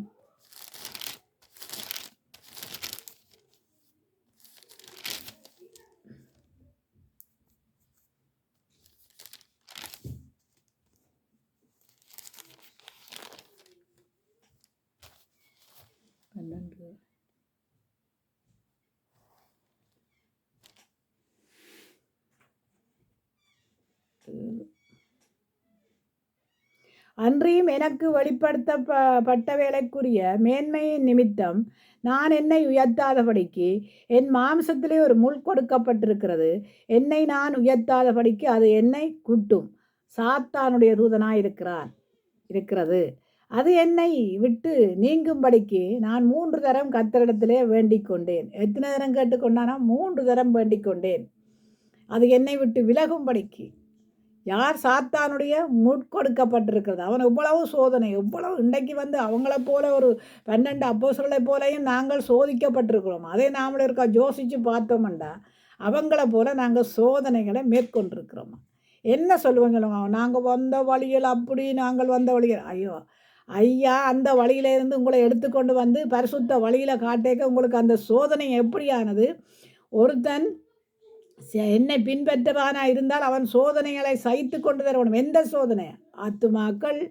அவர் எவ்வளவு ஜனங்களுக்குள்ள பாருங்க, எவ்வளவு காரியங்களை செய்து கொண்டு வந்தான். அடிபட்ட ஆண்டவற்ற நிமித்தம் அவங்க அடிக்கப்பட்டாங்கன்னு இருக்கும். இன்றைக்கு நீங்கள் ஆண்டவரின் நிமித்தம் அடிக்கப்படலை, உங்களுடைய பிள்ளைகளின் நிமித்தம், உங்களுடைய சொந்த பந்தங்களின் நிமித்தம், உங்களுடைய உறவுகளின் நிமித்தம் இது தான் அடிக்கப்படுது. ஆத்துமாக்களுக்காக பாரப்படுகிறோமா? அந்த ஆத்துமாக்களை கொண்டு வர அடிபடுகிறோமா? குத்துப்படுறோமா? சத்தியத்தை அறிவிக்கிறவன் ஒருத்தன் நாங்கள் உட்கார்ந்திருந்து கொண்டு என்ன சொல்கிறோம் சொல்லுங்க பார்ப்போம். நாங்கள் பட்ட பாடுகள் பட்ட பாடுகள் எவனோ ஒருத்தன். அதான் சொன்ன, எவனோ ஒருத்தன் விதைக்கிறார், இன்னொருத்தன் அறுத்து கொண்டு போகிறான். இப்போ இங்கே பவுலடியான் என்ன சொல்கிறான்னு கேட்டால், 3 தரம் அவன் தன்னை அந்த அந்த அந்த பிசாசினுடைய முள்ளை எடுக்கிறதுக்கு பார்க்கிறான். 3 தரம் அந்த ஆண்டவர்கிட்ட வேண்டுதல் செய்கிறான். அதற்கு அவர், என் கிருபை உனக்கு போதும், பலவீனத்திலும் என் பலன் பூரணமாய் உனக்கு விளங்கும் என்றார். ஆகையால் கிறிஸ்துவின் வல்லமை என் மேலே தங்கும்படி என் பலவீனத்தை குறித்து நான் மிகவும் சந்தோஷமாய் மேன்மை பாராட்டுவேன். பலவீனத்தை குறித்து நாங்கள் மேன்மை பாராட்டுகிறோம். ஏனென்று கேட்டால் எங்களுக்கு அந்த சாத்தான் எப்பயுமே குட்டி கொண்டிருப்பான். ஆனாலும் அவன் குற்றவன் குட்டட்டுக்கும். பாருங்க, யோபுனுடைய சோதனைகளை பாருங்க. யோபுக்கு சோதனை வந்ததோ இல்லையோ? உன்னுடைய பிள்ளைகளை பவுசை அடித்து கொண்டு போயிடுது, காற்று அடித்து கொண்டு போயிடுது, எல்லாம் அடிச்சு கொண்டு. அவன் சொன்னா என்னடா, வெறுமையாக வந்தேன், வெறுமையாகவே போவேன். இன்றைக்கு நாங்கள் அப்படி சொல்லுவோம். எங்களோட பிள்ளைகளை பற்றி கதைக்கிறதுக்கு இவியலாரு. எங்களை பிள்ளைகளில் இப்போ எங்களோட பிள்ளைகளை பற்றி தெரியுமோ? அது உங்களுக்கு தான் தெரியும். உங்களோட பிள்ளைகளை பற்றி உங்களுக்கு தானே தெரிய வேணும். இங்கே அவன் அப்படி சொல்லல. ஜோவோடு காற்றில் இருந்து ஆண்டவர் பேசினார் பாருங்க. எலியாவோடு பேசின, ஜோவோடு பேசின ஆண்டவர் இன்றைக்கு எங்களோடையும் பேசுவாருங்க. எங்களோடையும் எங்களுக்கும் வார்த்தைகளை தந்து பேசுகிறார் பாருங்க.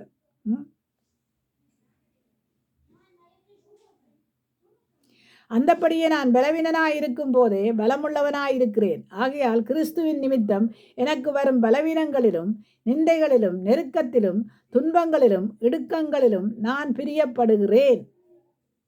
இதுகளெல்லாம் வந்தாலும் அவன் பிரியப்படுகிறான் பாருங்க. வாரதுவா போறதுவோ வார பிரச்சனை வந்துதான் தீரும். நான் செய்கிறனோ செய்யலையோ, அது வடக்கால கிழக்கால தெற்கால எப்படியும் பெறும்.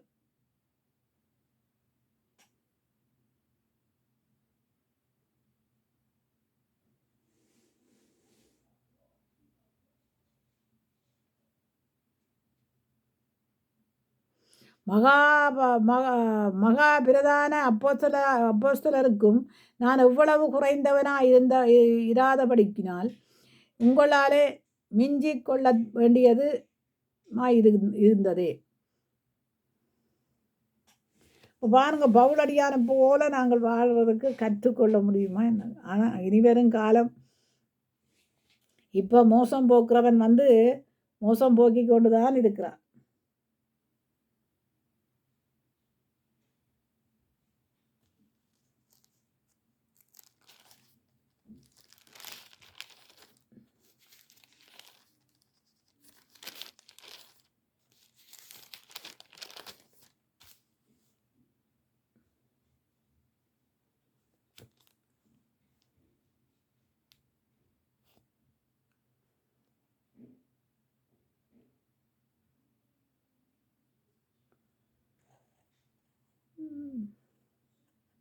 11:16.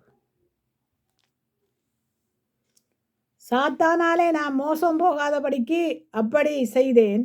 அவனுடைய தந்திரங்கள் நமக்கு தெரியாதவைகள் அல்லவே.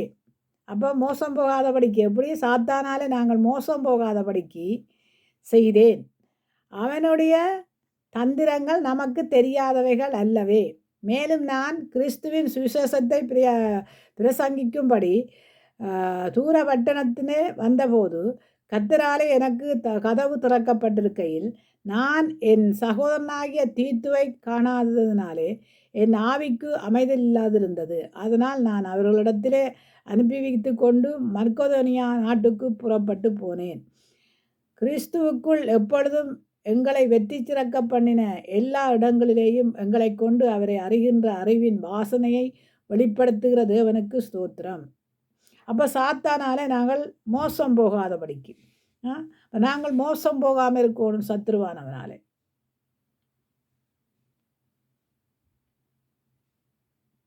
லூக்கா 2 கொரிந்தியர் 2 தான் நாங்கள் பார்த்தோம். நாங்கள்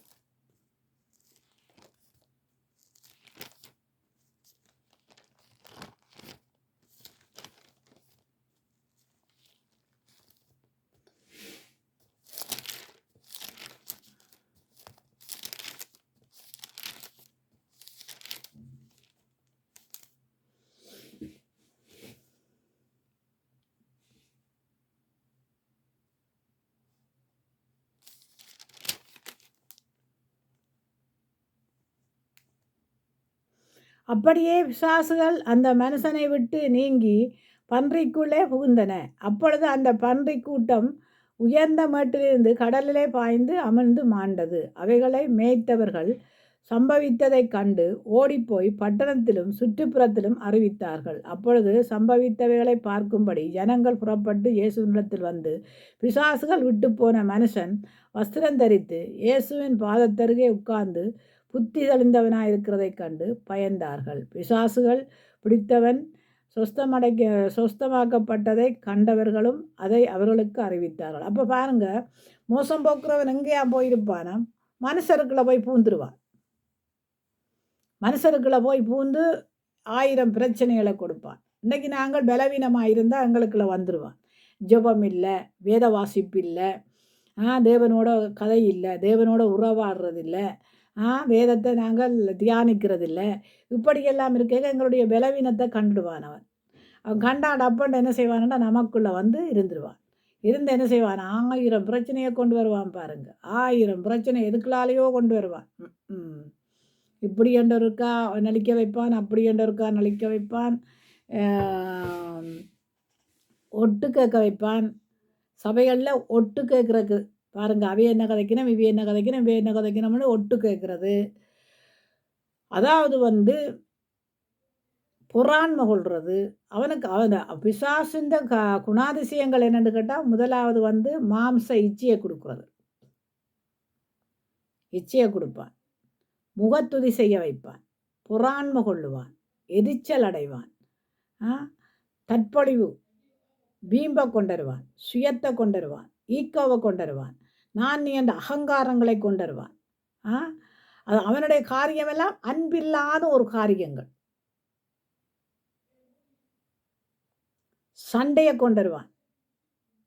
கொண்டருவான், கோல் சொல்லுகிறதை கொண்டருவான். கோல் சொல்லுகிறது பாருங்க. ஆனால் அது தாய் தகப்பன் பிள்ளைகளுக்கு அது கற்றுக் கொடுக்கறது இல்லை. அது பிள்ளைகளுக்கு வேதம் சொல்லி கொடுக்காதபடியாக தாய் தகப்பன் இதையெல்லாம் சில பேர் சொல்லுவாங்க பாருங்க, அப்பாவை வச்சுக்கொண்டு கடனாளி வந்தால் அப்பா இல்லைன்னு சொல்லண்டா அது பொய். அது அப்போ பொய்க்கு பிதாவை தர்றேன்னு சொல்லுவாங்க.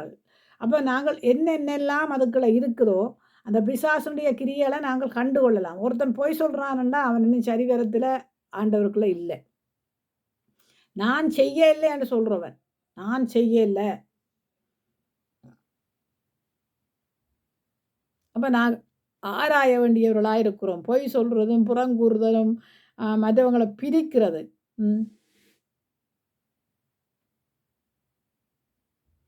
அப்போ இங்கே நாங்கள் பார்க்குறோம், பிசாசு ஒரு மனுஷனுக்குள்ள பூந்துட்டானுண்டா பலவிதமான காரியங்களை செய்வான். சந்தேகத்தை கொண்டு வருவான்.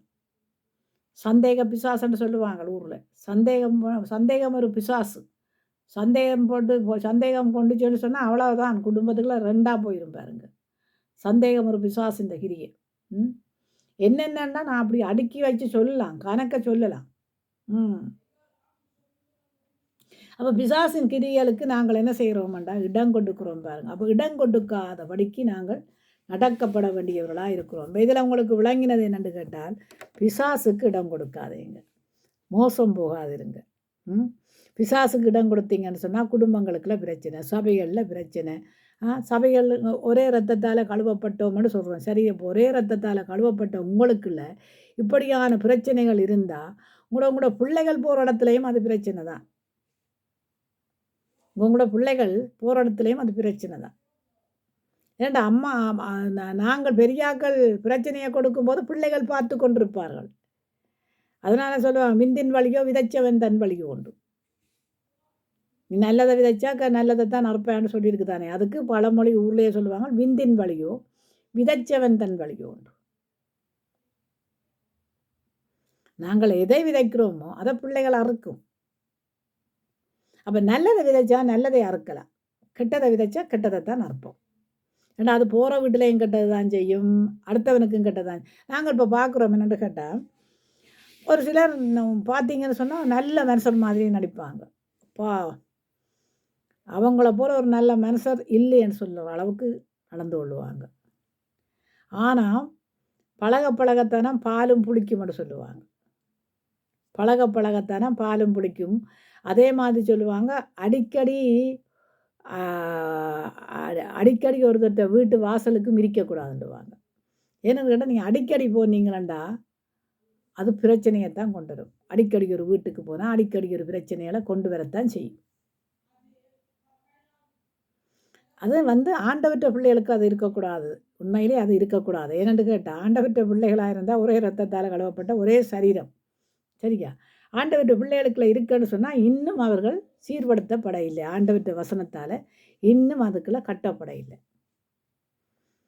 இன்னும் அவர்களுக்குள்ள என்ன இருக்குதா? இப்போ சில கிட்டடியில் நான் பார்த்தேன் என்னென்று கேட்டால், கணவன் மனைவிக்கு டைவர்ஸ்.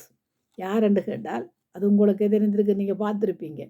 ஆனால் கேவலமாக எல்லாம் கதைக்க வலிக்கிறாங்க, கேவலமாக எல்லாம் பேச வலிக்கிறாங்க. அவங்களுக்குள்ள என்ன பிரச்சனை, 1000 பிரச்சனைகள் எது இருந்தாலும் அவங்களோட குடும்பம். ஆனால் சபை நடத்துகிறவங்க குடும்பங்களாக இருந்தால் அந்த பிரச்சனைகள் சபைக்குள்ளே வரக்கூடாது. ஏன்னா நீங்கள் ஆடுகளை நடத்துகிற, நீங்கள் ஆடுகளுக்கு உத்தரவாதம், ஆடுகளுக்கு வெளிச்சம், ஆடுகளுக்கு உப்பு, ஆடுகளுக்கு சாட்சி. அது இந்தியாவில் நடந்த பிரச்சனைகள். இந்தியாவில் நான் பார்த்தேன். ஆனால் அது உண்மை போய் தெரியாது. ஆனால் அது உண்மையாக இருந்தானே பொய்யா இருந்தானே, பொய்க்கு பிதாவை தேடுறவன் பொய் சொல்கிறானா, அல்ல உண்மையாக நடந்திருந்தாலும் அப்படியான காரியங்கள் நடக்கக்கூடாது. ஏனென்று கேட்டால், சபை என்றது மற்றவன் பாவத்தில் இருந்து விடுதலை ஆகிறது. பாவத்தில் இருந்து ஒருவன் விடுதலையாகி அந்த இடத்துக்கு வாரான். குடிக்கிறவன் குடியில இருந்து விடுதலையாகி வாரான். பெச்சாரம் செய்கிறவன் பெச்சாரத்தில் இருந்து விடுதலையாகி வாரான். பொய் சொல்லுகிறவன் பொய்யில இருந்து விடுதலையாகி வாரான். களவெடுக்கிறவன் களவில் இருந்து விடுதலையாகி வாரான். ரக்ஸ் பாவிக்கிறவன் ரக்ஸில் இருந்து விடுதலையாகி வாரான். அப்போ எதனால் வாரான்? ஆண்டவருடைய வசனம் அவனோட இடைப்பட்டு இருதயத்தில் எழுதப்பட்டு அவன் மனம் திரும்பி வாரான். அப்போ மனம் திரும்பி வர்ற இடத்துல நாம் என்ன பண்ணுறோம்? அடுத்தவண்டு வீட்டு குப்பையில் கொண்டு வந்து எங்கே போடுறோமா? எங்கட வீட்டுக்குள்ளே போடுறோம். எங்கட வீட்டு குப்பையில் கொண்டு வந்து எங்கே போடுறோமா? சபைகளில் போடுறோம். அப்போ இதனால் என்ன நடக்குது? சாட்சியற்ற வாழ்க்கை, வெளிச்சமற்ற வாழ்க்கை, உப்பற்ற வாழ்க்கை. என்ன செய்கிறான்? மோசம் போக்குறவன் யாரை விழுங்கலாமென்று வகை தேடி அலைகிறான். மோசம் போக்குறவன் எப்படி தெரிகிறானாம்? யாரை விழுங்கலாம், யார் பலவீனமாக இருக்கிறார்கள். அப்போ அவர்களுக்குள்ளதான் அது போகும். இப்போ ஒரு பலவீனமானவர்கள் என்று சொன்னால் இப்படித்தான் இந்த யோசிப்பார்கள். ஓ, என் மகள் இப்படி இருப்பாளோ, ஒரு வேளையில் என் மகளை அவன் பார்க்குறானோ, இவன் பார்க்குறானோ, இவன் பார்க்குறானோ, அவன் பார்க்குறானோ, அல்ல அவள் அது செய்கிறாளோ, இது செய்கிறாளோ, அவள் வேச்சாரம் செய்கிறாளோ, வேசித்தனம் செய்கிறாளோ, பொய் சொல்கிறாளோ, களவன், இப்படியான சிந்தனைகளை எங்களுக்குள்ள கொண்டு வந்துடுவான். கொண்டு வந்த உடனே நாங்கள் என்ன செய்வோம் என்று கேட்டால், ஆரம்பித்து விட்டுருவான். என்னென்னு கேட்டால், அவங்க என்ன இல்லை, அங்கே வசனம் இல்லை, ஜெபம் இல்லை, ஆண்டவருக்கு வாழ்கிற வாழ்க்கை இல்லை, உப்புச்சப்பெற்ற வாழ்க்கைன்னு அவன் அங்கே தான் பிடிப்பான். எங்கே பலவீனமாக இருக்கிறார்களோ அதைத்தான் பிடிப்பான். நீங்கள் எப்படித்தான் உண்மை பேசினாலும் அவன் மாற்றி சொல்கிற கதைக்கு அங்கே இடம் உண்டு. ஏன்னு கேட்டால் அவங்களும் பலவீனமான இருக்கிறவங்களா இருந்தால் அவங்கள நம்பிடுவாங்க பாருங்கள். இப்போ நீங்கள் ஒரு உதாரணத்துக்கு கேட்டால் என்னை பற்றி நீங்கள் சொல்கிறீங்கன்னு வையுங்க, என்னை பற்றி அவள் சரியில்லை என்று சொல்கிறீங்கண்ணா, சரியில்லை என்று சொல்கிறவங்களுக்குள்ள என்ன இருக்குன்னு தான் பார்க்கணும். சரியான விதத்தில் அவங்க புரிஞ்சிருக்கிறாங்களா? இப்போ ஒரு குடும்பம் சில வேளையில் இப்போ நான் ஒரு உதாரணத்துக்கு சொன்னால் நாங்கள் யார்கிட்டையும் வீட்டுக்கு போகிறதும் இல்லை, யார்கிட்ட வீட்டிலையும் பழகிறதும் இல்லை, யார்கிட்ட வீட்டிலையும். அப்போ எங்களை பற்றி அறியாதவங்க, எங்களை பற்றி புரியாதவங்க, சரியா? இப்போ வந்து இப்போ எங்களை வீட்டுக்குள்ள ஒருத்தவங்க வந்துட்டாங்க, அவங்க ஒரு நாள் வருஷக்கணக்காக எங்களோட தான் இருக்க போகிறாங்கன்னு வைங்க, வருஷக்கணக்காக எங்களோட தான் இருக்க போகிறாங்க. இருக்க போகிறவங்க ஆண்டவற்ற பிள்ளைகளண்டா அவங்களுக்குள்ளேயும் நல்ல குணாதிசயம் இருக்கணும், கூப்பிடுறவங்களுக்குள்ளேயும் நல்ல குணாதிசயம் இருக்கணும், சரியோ? அப்போ ஒருத்தங்களுக்கு நல்ல குணாதிசயம் இருந்து ஒருத்தங்களுக்கு நல்ல குணாதிசயம் இல்லைன்னு சொன்னால் அங்கே பகை தான் ஏற்படும். ஏனெண்டா ஆண்டவற்ற பிள்ளைகளுக்கு ஒரே மாம்சம், ஒரே ரத்தம், ஒரே இதல்லவா, ஒரே ஆவியானவர் அல்லவா? அப்போ நாங்கள் என்ன செய்ய வேணுமா? கொடுக்குற குடும்பமும் நல்ல குடும்பமாக இருக்கணும், எடுக்கிற குடும்பமும் நல்ல குடும்பமாக இருக்கணும். இன்றைக்கி பாருங்கள், எங்களுக்கு பிடிச்சவங்களுக்கு நாங்கள் திருமணம் செய்து கொடுப்போம், பிடிக்காதவங்களுக்கு திருமணம் செய்து கொடுக்க மாட்டோம். ஏனென்று கேட்டால் இன்றைக்கி நான் திருமணங்களை பேசி கொடுக்குறேன். நான் கொடுக்கும்போது என்ன செய்யணும்னு கேட்டால் அப்படி நுழைஞ்சு இப்படி நுழைவாங்க சேர்ச்சிக்காரங்க. என்னென்னு கேட்டால் இந்த என்ன சொல்லுவாங்களோட இப்படி தொடுற மூக்கை இப்படி தொடுவாங்க, சுற்றி சுற்றி வந்து மூக்கு தொடுவாங்க பாருங்கள். ஏனென்று கேட்டால் ஜாதி மதத்தை பற்றி கதைக்க மாட்டாங்க. ஏன்னா நாங்கள் பரிசுத்தவான்கள். ஆனால் பார்ப்போம் என்னென்னு கேட்டால் ஜாதி பார்ப்போம். ஆண்டவர் என்ன சொல்லியிருக்கிறார்? ஆணும் பெண்ணையும் படைச்சிருன்னு தான் சொல்லியிருக்கிறார். உங்களுக்கு காயப்பட்டாலும் சிவப்பு ரத்தம் தான் வரும், அவங்களுக்கு காயப்பட்டாலும் சிவப்பு ரத்தம் தான் வரும். ஒரு சிலர் சொல்லுவாங்க என்னென்னு கேட்டால், ஸ்ரீலங்காவில் கல்யாணத்தை கட்டி கொடுத்தா ஸ்ரீலங்காவில் சாதி பார்ப்பாங்க, இந்தியாவில் சாதி பார்ப்பாங்க, ஜெர்மனியில் யாரையாவது கட்டி கொடுத்தா அவங்களுக்கு தெரியாதானே. இப்படியான ஒரு போக்குக்காரரும் இருக்கிறாங்க, இப்படியா செய்கிறவங்களும் இருக்கிறாங்க. ஆண்டவருக்கு பிரியமில்லாத காரியங்களை நாங்கள் எடுத்து வச்சு சபையை நடத்துவோமாண்ட சபையில் அப்படியான காரியங்கள் இருக்கக்கூடாது. அப்படியான விசுவாசியும் இருக்கக்கூடாது, அப்படியான ஊழியக்காரர்களும் இருக்கக்கூடாது, அப்படியான பிரசங்கிமாரும் இருக்கக்கூடாது. பிள்ளைகளுக்கும் நட்பழக்கம் இருக்கணும், உங்களுக்கும் நட்பழக்கம் இருக்கணும். நட்பழக்கம்ண்டா என்ன? ஒருத்தர் தாங்கி ஒருத்தர் உங்களோ ஆண்டவர் வந்து பாருங்கள், ஆண்டவர் அதுவும் பல்லோத்தில் இருக்கிறவர், இவ்வளவு மேன்மையான இடத்துல இருக்கிறவர் வந்து இறங்கி வந்து உங்களோட பாவங்களை எல்லாம் கழுவி சுத்தம் பண்ணினார். ஆனால் உங்களுக்கு ஒருத்தட்ட பாவத்தை மன்னிக்கிறதுக்கு உங்களுக்கு முடியலை, அவங்களோட சமாதானம் பண்ண முடியலை, அவங்களோட ஐக்கியமாக இருக்க முடியலை. ஆனால் அங்கேயோ ஒரு பிசாசு கூட்டம் இருந்து சொல்லுமாம் என்னென்னு கேட்டால் அவனோட கதையாத இவனோட கதையாதே என்று ஆண்டவர் சொல்லித்தராரா உங்களுக்கு? இல்லையே. அதுவும் சொந்த பந்தங்களோட கதையாது என்று சொல்லி தர்ற ஒரு பிசாசு கூட்டம் என்று சொன்னால் அதை என்ன செய்யுது? மோசம் போக்குறவன் என்ன செய்தானா? தள்ளப்பட்டான். அவன் அங்கே கண்டுகொள்ளுவான், இந்த இவியலுக்குள்ள என்ன பலவீனம் இருக்குன்னு கண்டுகொள்ளுவான். அதனால் ஆவியலை பகுத்தறிகிற ஞான வரம் வேண்டு. ஆவியலை பகுத்தறிகிற ஞான வரம் வேண்டு. ஆண்டவர் தான் அந்த வரத்தை கொடுக்கவன். இவைகளுக்கு என்ன ஆவி இருக்குது, இவைகளுக்கு என்ன ஆவி இருக்குன்னா கள்ள தீர்க்கதரிசிகளும் இருக்கிறார்கள் பாருங்க. கள்ள போதகர்கள், கள்ள கிறிஸ்தவர்கள். ஆண்டவர் சொல்ல இல்லையா? கள்ள கிறிஸ்தவர்கள், கள்ள போதகர்கள், கள்ள கள்ள கள்ள கள்ள ஜனங்கள். மோசம் போக்குறவன் வந்துட்டானண்டா அவன் கள்ளத்தனமான காரியங்களை செய்வான், பக்க வழியாக வருவான். அதனால தான் பிசாசு ஒரு வழியாய் வந்தால் 7 வழியாய் ஓட வேணுமென்று. அந்த 7 வழியாய் அவன் ஓடுறதுக்கு எங்கே நாங்கள் அவனை விடுறோம். அவனை இழுத்து பிடிச்சி வச்சுக்கொண்டு பின்வாங்கலை, முன்வாங்கலை, அடுத்த வாங்கலை, பக்கத்தில் எல்லாம் நிறுத்தி வச்சு கொண்டு பிரச்சனையை எடுப்போம் பாருங்க. வீட்டிலையும் அதே பிரச்சனையைத்தான் செய்வோம். ஆனால் அதெல்லாம் பிரச்சனைகள் எல்லாம் கூடாது. புத்திமதி கேட்கறது நல்ல புத்திமதி. ஒரு மனுஷர் பகையோட புத்திமதிகளை கேட்கக்கூடாது. பகை சொல்லும் பழி சொல்லும் கூடாத காரியம். இதெல்லாம் பிசாசு போடுற காரியம். இதில் இருந்தெல்லாம் நீங்கள் விடுதலையாகணும், இதில் இருந்தெல்லாம் ரட்சிப்படையணும், இதில் இருந்தெல்லாம் மீட்படைய வேணும். அதுதான் தேவன் சொல்கிறாரு. இத்தோட நான் முடிக்க பார்க்குறேன். ஏனென்று கேட்டால் அடுத்த ஒரு செய்தியோட உங்கள் வார்த்தைகளோட நான் வந்து உங்களை சந்திக்கிறேன். ஆண்டவர் தாமே இந்த மோசம் போக்குறவனிடத்துல இருந்து உங்களை விடுதலையாக்குவாரா? என்ன மோசம் போக்குறவன் சீக்கிரமாக அவன் தன்னுடைய காலங்களை அவன் நிறைவேற்ற வேணும்னு சொல்லி அவன் வந்திருக்கிறான். ஆனால் நான் இன்னும் உங்களுக்கு கணக்கு எடுத்து வச்சிருக்கிறேன். ஆனாலும் எனக்கு இன்றைக்கு கொஞ்சம் உடம்பு முடியுதில்லை. அதனால் நான் உங்களுக்கு திரும்ப இந்த மோசம் போக்குறவனை குறித்து உங்களுக்கு நான் வார்த்தைகளை கொடுப்பேன். இதில் உங்களுக்கு யாரை குறிச்சொன்றும் இல்லை, எல்லாருக்காயந்தான் இது. ஏன்னு கேட்டால் எல்லா இடத்துலையும் பிரச்சனைகளும், எல்லா இடத்துலையும் துன்பங்கள், வேதனைகள், சோதனைகள் ஆரம்பித்து விட்டது. நீங்கள் பலவீனமாக இருந்தால் உங்களுக்கு பலவீனமாக இருக்கிறவர்களுக்கு அவன் கட்டாயம் கிரியை செய்வான்.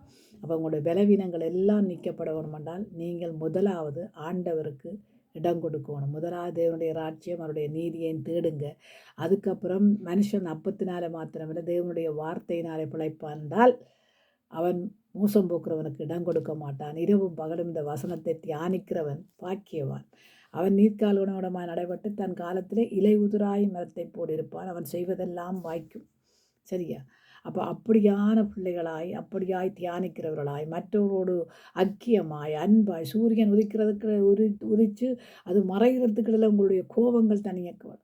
இன்றைக்கு கோபங்களோடு ஆராதிக்கிறோம், கோபங்களோடு நாங்கள் எல்லாம் செய்கிறோம். அவையே சொல்லிச்சினோம், இவையே சொல்லிச்சினோம் அண்டைக்க கொஞ்சம் இதில் அறிவுள்ளவன் சிந்திக்க கடவான். அதாங்க சொல்லப்பட்டிருக்கு. என்னென்னு கேட்டால் ஞானம் உள்ளவன் சிந்திக்க கடவான். 666 பற்றி ஞானம் உள்ளவன் சிந்திக்க கடவான். அதே மாதிரி உங்களுக்குள்ளையும் ஞானம் உள்ளவங்க சிந்திக்க கடவை. ஏன் இந்த காரியங்களை சொல்கிறாங்க, இதுக்கு சொல்கிறாங்கன்னு சிந்திக்க கடவைங்க. ஏன்னு கேட்டால் நீங்கள் செய்து போட்டு போவீங்க. ஆண்டவர் வரும்போது உங்களை நியாயத்தீர்ப்பிலையோ அல்ல கேள்விகளுக்கு மேலே கேள்விகளிலேயோ வைக்க வேண்டியது இல்லை. நியாயத்தீர்ப்பு கர்த்தருடைய வீட்டிலே அல்லவா ஆரம்பம். அப்போ நீங்கள் நியாயத்தீர்ப்பில் நிற்காதபடிக்கு அல்லவா நிற்க வேணும். அதனால தான் நான் சொல்கிறேன், எல்லாரோடையும் கூடுமான அளவுக்கு ஐக்கியமாக இருங்க. சபைகளில் கூடுமான அளவுக்கு ஐக்கியமாக இருங்க. வீடுகளில் கூடுமான அளவுக்கு. இன்றைக்கு வீடுகளில் குடும்பங்களுக்குள்ள பிரிவினைகள் எத்தனை குடும்பங்களை பார்த்துருக்குறோம். இதெல்லாம் ஆண்டவர் வரும்போது யார் பிரிக்கிறானோ அவனுக்குத்தான் ஆண்டவர் கேட்பார். யார் அன்பாக இருக்க விரும்புகிறாங்களோ அவங்களே ஆண்டவர் நேசிப்பார். பிரிக்கிறவனுக்கும் அன்பாக இருக்கிறவனுக்கும் வித்தியாசம் உண்டு. நான் அன்பாக இருக்கிறேன் என்று சொல்கிறார். பேதுருட்ட கேட்குறா, நீ என் மேலே அன்பாக இருக்கிறாயாண்டு. ஆண்டவரை உமக்கு தெரியுமே. அதே மாதிரி ஆண்டவருக்கு தெரியும் யார் யார் ஆண்டவர் மேலே அன்பு வச்சுக்கிறாங்க, மனுஷன் மேலே அன்பு வச்சுக்கிறாங்க, யார் யார் இரக்கம் உள்ளவர்களாக இருக்கிறார்கள், உருக்கம் உள்ளவர்களாக இருக்கிறார்கள், பிசாசுக்கு இடம் கொடுக்காமல் இருக்கிறார்கள்னு ஆண்டவருக்கு தெரியும். அதனால் நாம் கர்த்தருடைய வழி இன்னதென்று அறிந்து கொண்டு நாங்கள் செயல்பட வேண்டியவர்களாக இருக்கிறோம். மோசம் போகாதிருங்கள். மோசம் போக்குறவன் யாராம்? பிசாசு. அப்போ அவனுக்கு இடம் கொடுக்காமல் நீங்கள் நிதானித்தறிந்து ஒருத்தர் யார் இவன் என்று நிதானித்து நமக்குள்ள ஒரு பிரச்சனையை கொண்டு வரானண்டா நிதானிக்கணும். இது பிசாசு போடுகிற திட்டம். அவனுடைய திட்டத்தை நான் முறியடிக்க வேணும். ஒரு தாயை பிள்ளைய பிரிக்கிறானா அது பிசாசு. அறிஞ்சு கொள்ள வேணும் பிள்ளைகள். ஒரு குடும்பத்தை பிரிக்கிறாங்களா அது பிசாசு. சபைகளை பிரச்சனைகளா பிசாசு. அதை நாங்கள் புரிஞ்சு கொள்ள வேணும். 2வது பிள்ளைகளையும் பிசாசானவன் தாக்கி போடாதபடிக்கு பிள்ளைகளுக்கும் நீங்கள் என்ன செய்ய வேணுமா? வேதத்தை கற்றுக் கொடுத்து வேதத்தின்படி நடக்க, வேதத்தின்படி சமாதானமாக இருக்க, அன்பாக இருக்க, நீடிய பொறுமையாக இருக்க. நீடிய பொறுமையாண்டா என்ன? கர்த்தருக்குள்ள வார்த்தையில் நீடிய பொறுமையாக இருக்க வேணும். அதுக்காக மூஞ்சி முடக்களை எப்படி போட்டுக்கொண்டு நாங்கள் ஆண்டவருக்கு இருக்கிறோம், நாங்கள் ஒருத்தருடையும் கதைக்க மாட்டோம்டா நீங்கள் பரலோகத்துக்கு போக மாட்டீங்க. ஏன்னு கேட்டால் ஆண்டவர் சொல்கிறாருன்னா ஒரு மனம் ஆக்கிய ஏக சிந்தை இருக்க வேணும். அவசரியில் இவ சரியில்லை ஆண்டவர் வந்தோன்னு கேட்பார் என்னடா நீ சரியாக இருந்தியா? அதுதான் முக்கியம். நீ சரியாக இருந்தியா? அதான் முக்கியம். எல்லாரும் பொதுவாக பார்க்க போனால் பாவம் செய்யாதவன் ஒருத்தனும் இல்லை, பிள்ளை செய்யாதவன் ஒருத்தனும் இல்லை. ஆனால் ஆண்டவர் சொல்கிறாருன்னா நான் வர்றதுக்கு முன்னே நீங்கள் பரிசுத்தத்துலேருந்து பரிசுத்தத்துக்கு கடக்கிறதுக்கு தெரியணும். திருவிருந்தெடுப்போம் பாருங்க. நாங்கள் போய் என்னென்னு கேட்டால் பாவத்தை அறிக்கையிட்டு திருவிருந்து நீங்கள் எடுக்கலாம். ஆண்டவரே நாங்கள் உடனே நாங்கள் அந்த பாவத்தையும் அறிக்கை செய்யலாம். ஏனென்று கேட்டால் மனம் கசைந்தால் அந்த இடத்துலேயே ஆண்டவர் சுகம் கொடுக்கிறவராக இருக்கு. நம்முடைய மனம் கசைய வேணும்.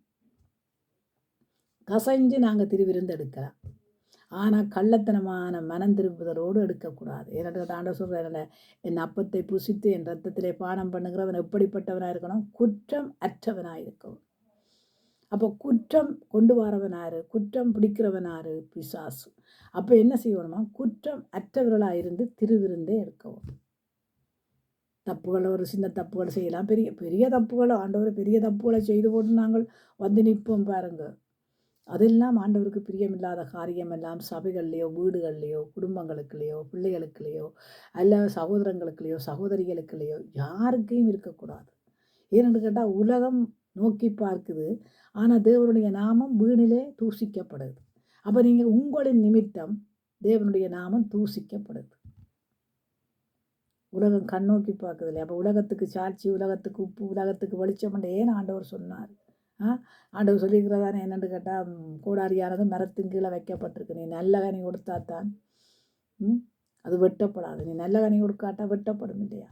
அப்போ அதுக்காகத்தான் நாங்கள் என்னென்னு கேட்டால், ஒரு புத்திமதியை பெரியாக்கள் சொன்னால் என்ன, அதை யார் சொன்னால் என்ன, அதை ஏற்றுக்கொள்ளக்கூடிய பிள்ளைகளாக இருக்கணும். தாய் தகப்பன் சொல்கிற புத்திமதிகளை பிள்ளைகளை ஏற்றுக்கொள்ளணும். தாய் தகப்பன் இந்த காலத்து தாய் தகப்பன் சொல்கிறது இல்லை. ஏன்னா அநேக தாய் தகப்பனை நான் பார்த்துக்கிறேன், அது இந்த நாடு அந்த நாடு. ஆனால் உலகத்து மனுஷர்கள் சொல்லி கொடுக்குறாங்க பிள்ளைகளுக்கு, இது பாவம், இது செய்யக்கூடாது, இத்தனை மணிக்கு வீடு வந்துடணும், இத்தனை மணிக்கு இது பண்ணணும்.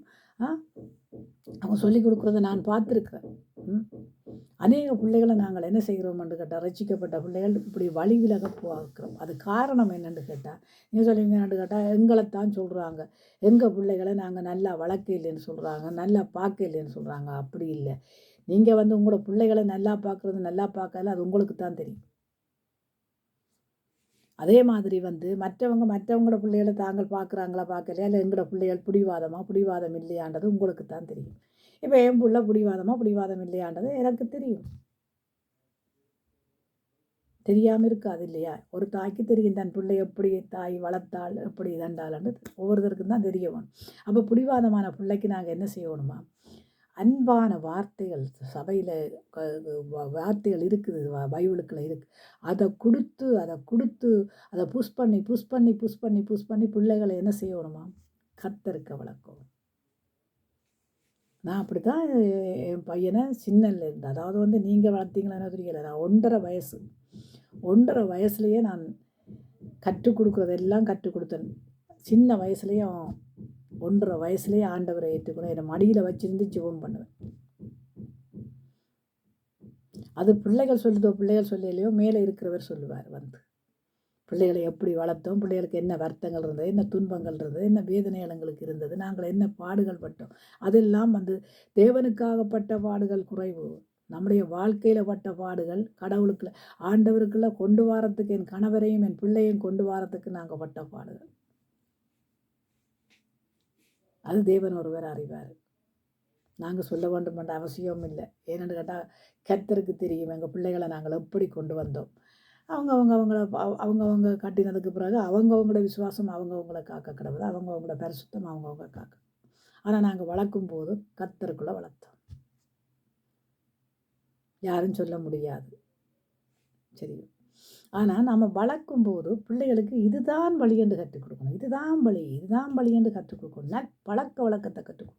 பெரியாக்களோட எப்படி கதைக்க வேணும், பெரியாக்களோட எப்படி நடக்க வேணும், பெரியாக்கள் சொல்கிறதுக்கு நீங்கள் திருப்பி பதிலடி போடக்கூடாது.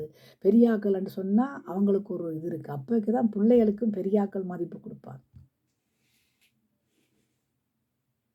இப்போ ஒரு பிள்ளைய பார்க்க தெரியும், இந்த பிள்ளை எப்படி வளர்ந்துருக்கும், எப்படியான பிள்ளை, எப்படியான குணாதிசயங்கள் என்று அகத்தின் அழகு முகத்தில் தெரியுமான்னு சொல்லுவாங்க.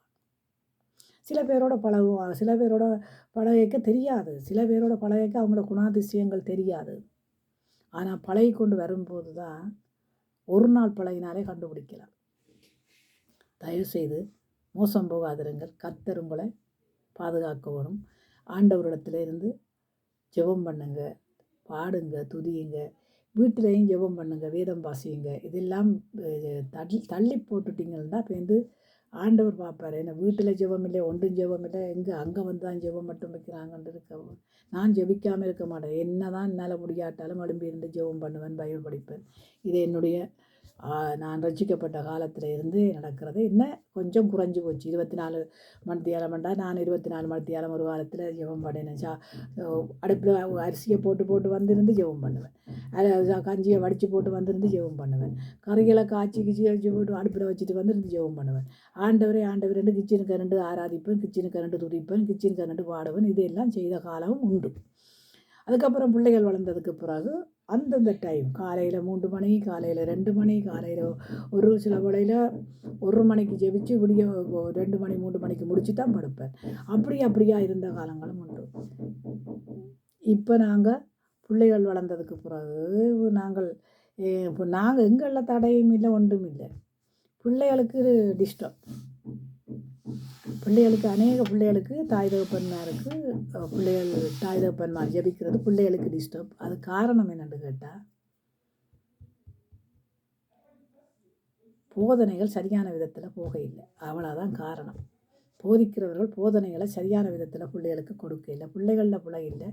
நான் என்றைக்கும் சொல்லுவேன், பிள்ளைகளுக்கு தாய் தகப்பன் தான் கற்றுக் கொடுக்க வேண்டியவர். ஒரு தாய் ஒரு தகப்பன் பிள்ளைகளுக்கு கற்றுக் கொடுக்குற வழிகளை நல்வழிகளை கற்றுக் கொடுக்காட்டா உங்கள் மேலே தான் என்னவோ சொல்லுவாங்களே என்னென்னு கேட்டால் 100க்கு 100 வீதம் உங்களில் போல சொல்லுவாங்க. ஏன்னு கேட்டால் தாய் தகப்பன் எந்த நாட்டுக்கு வந்தாலும் நீங்கள் மற்றவங்க வளர்க்குறாங்க தானே, எந்த நாட்டுக்கு வந்தாலும் பிள்ளைகளுக்கு எதை கற்றுக் கொடுக்கும். நான் இன்றைக்கும் கற்றுவேன், என் பேர பிள்ளைகளோட கற்றுவேன். பைபிளை கொண்டு வாங்க, படிங்க. தாய் தகப்பன் சொல்லுகிறாங்களோ இல்லையோ நான் சொல்லிக்கொண்டே இருப்பேன். அது என்னுடைய கடமை. நான் உயிரோடு இருக்கும் வரைக்கும் சொல்ல வேண்டியது என்னுடைய கடமை. அவங்க செய்ய வேண்டியது அவங்களுடைய கடமை. அதனால் கட்டாயப்படுத்தி அந்த பைபிள்களை படிக்க வச்சு தான் போகப்பட்டேன். அப்படித்தான் செய்கிறேன் நான். அது ஆண்டவர் பார்க்குறாரு. அப்போ நம்ம பிள்ளைகளை வளர்க்குற வளர்ப்புகளும் பேர பிள்ளைகளுக்கு நாங்கள் கொடுக்க வேண்டிய இதுகளும் என்னென்னு கேட்டால், நாம் மட்டும் பரலோகமான பேருந்தேன் நாம் பரலோகத்துக்கு போவான், எங்களோட பிள்ளைகள் நரகத்துக்கு போய் நாங்கள் பரலோகத்துக்கு போய் என்னங்க அவன் மோசையாக தானே சொல்லுவான். ஜனங்களை கொண்டு வந்ததை அழிக்கிறதுக்கோ அதிலும் பார்க்க ஆண்டவரே என்னுடைய பேரையும் கிறுக்கி விடுமாட்டு அப்படி சொல்லி போட்டு போங்க. என்னென்னு கேட்டால், பிள்ளைகள் வராத இடத்த நீங்கள் போய் என்ன பண்ண போகிறீங்க? பிள்ளைகளையும் சேர்த்து கொண்டு போகணும். இந்த வேதத்தை படிக்கணும். பிள்ளைகளுக்கு நாம் கற்றுக்கொண்ட அந்த இன்பத்தை நாங்களும் கற்றுக் கொடுக்கணும் பிள்ளைகளுக்கு. அதுதான் நம்முடைய வேலை. சரியா? அதுதான் நான் சொல்கிறேன்னா, மோசம் போகாதிருங்கள். சபையில் பிரச்சனை, வீட்டில் பிரச்சனை, வெளியில் பிரச்சனை, மற்றவனுக்கு சாட்சி இல்லாத வாழ்க்கை, உப்பு இல்லாத வாழ்க்கை, வெளிச்சம் இல்லாத வாழ்க்கை, இதெல்லாம் தேவனுக்கு பிரியமில்லாத காரியங்கள். தேவனுடைய நாமத்தை தூசிக்கிறதுக்கு பிசாசு உங்களுக்குள்ள இருந்தால் இடம் கொடுக்குறான். அதனால் தயவு செய்து எல்லாத்தையும் விட்டுடுங்க. மீண்டும் ஒரு வார்த்தையோடு உங்களோட வருவன். தகப்பன் தானே எங்களை ஆசீர்வதிப்பாராக. கேட்கிற ஒவ்வொருத்தரும் இதன்படி நடக்கணும். பிசாசின் காரியங்களை அறிந்து கொள்ள வேணும். ஜெபிச்சிங்கண்டா, பரிசுத்த ஆவியானவரோட இருந்தீங்கண்டா உங்களுக்கு தெரியும் பிசாசு எந்த வழியில் வர்றான், எந்த வழியை செய்கிறான்னு. ஒரு எரிச்சலின் பொறாண்மையும் கொண்டு வருவான்டா அவன் பிசாசு. அவனுடைய காரியங்கள் என்னென்று அறிகிறதுக்கு வேதத்திலேயே இருக்குது, திட்டவட்டமாக இருக்குது. அதை நீங்கள் அறிஞ்சு கொண்டீங்கன்னா பலப்படுவீங்க. ஏன்னா பலப்படுத்துகிற கிறிஸ்துவினாலே எல்லாவற்றையும் செய்ய பலம் உண்டு. இத்தோட முடிக்கிறேன். தகப்பனே, உமக்கு நாங்கள் நன்றி சொல்லுகிறோம். ஆண்டவரே, வார்த்தையை கொடுத்த என் தேவனுக்கு நன்றி. ஆண்டவரே, தகப்பனே, நான் அல்ல, என் ரத்தமல்ல, என் மாம்சம் அல்ல ராஜாவே, நீங்கள் கொடுத்திருக்கிறீங்க ராஜா. இதன்படி நடக்க பிசாசுக்கு எதிர்த்து நில்லுங்கள், அப்பொழுது ஓடிப்போவான் என்று எழுதியிருக்கிற பிரகாரம் ஒவ்வொருவரும் ஆண்டவரை வருகிற பிரச்சனைகள் இருந்த ஆண்டவரை விடுதலையாக அந்த பிசாசுக்கு எதிர்த்து நிற்கிற குடும்பங்களாய், பிள்ளைகளாய், பெற்றோர்களாய் மாற்றுங்க ராஜாவே. ஏனென்றால் எங்களுக்கு போராட்டம் உண்டையா. வானமண்டலங்களை சுற்றி இருக்கிற பொல்லாத ஆவிகளோடும், பிரபஞ்சத்தின் ஆவிகளோடும், வேசித்தன ஆவிகளோடும் போய் புரட்டுகள் ஆண்டவரே. ஐயா ஆண்டவரே, நிர்விசாரணம், பெருமைகள், சுயங்கள், ஈக்கோ, நான் என்ற அகங்காரங்கள், பிரிவினைகள், இப்படிப்பட்ட பொல்லாத ஆவிகளோடு எங்களுக்கு போராட்டம் உண்டு ராஜா. ஆண்டவரே, நாங்கள் ஜெபத்திலும் ஆண்டவரே, துதியிலும் பாடலிலும் ஆண்டவரே, தேவனோடு உறவாடுதலிலும் ஆண்டவரை தரித்திருக்கும் போது ஆண்டவரே, தகப்பனே, நீங்கள் அந்த வார்த்தைகள் ஆண்டவரே எங்களை பிழைக்க வைக்கும் ஐயா. ஆவியானவர் தாமே எங்களை நடத்தும்படியா செபிக்கிறேன் ஆண்டவரே. வல்லமையுள்ள இயேசு கிறிஸ்துவின் நாமத்தில் ஜெபிக்கிறேன் நல்ல பிதாவே. ஆமென், ஆமென்.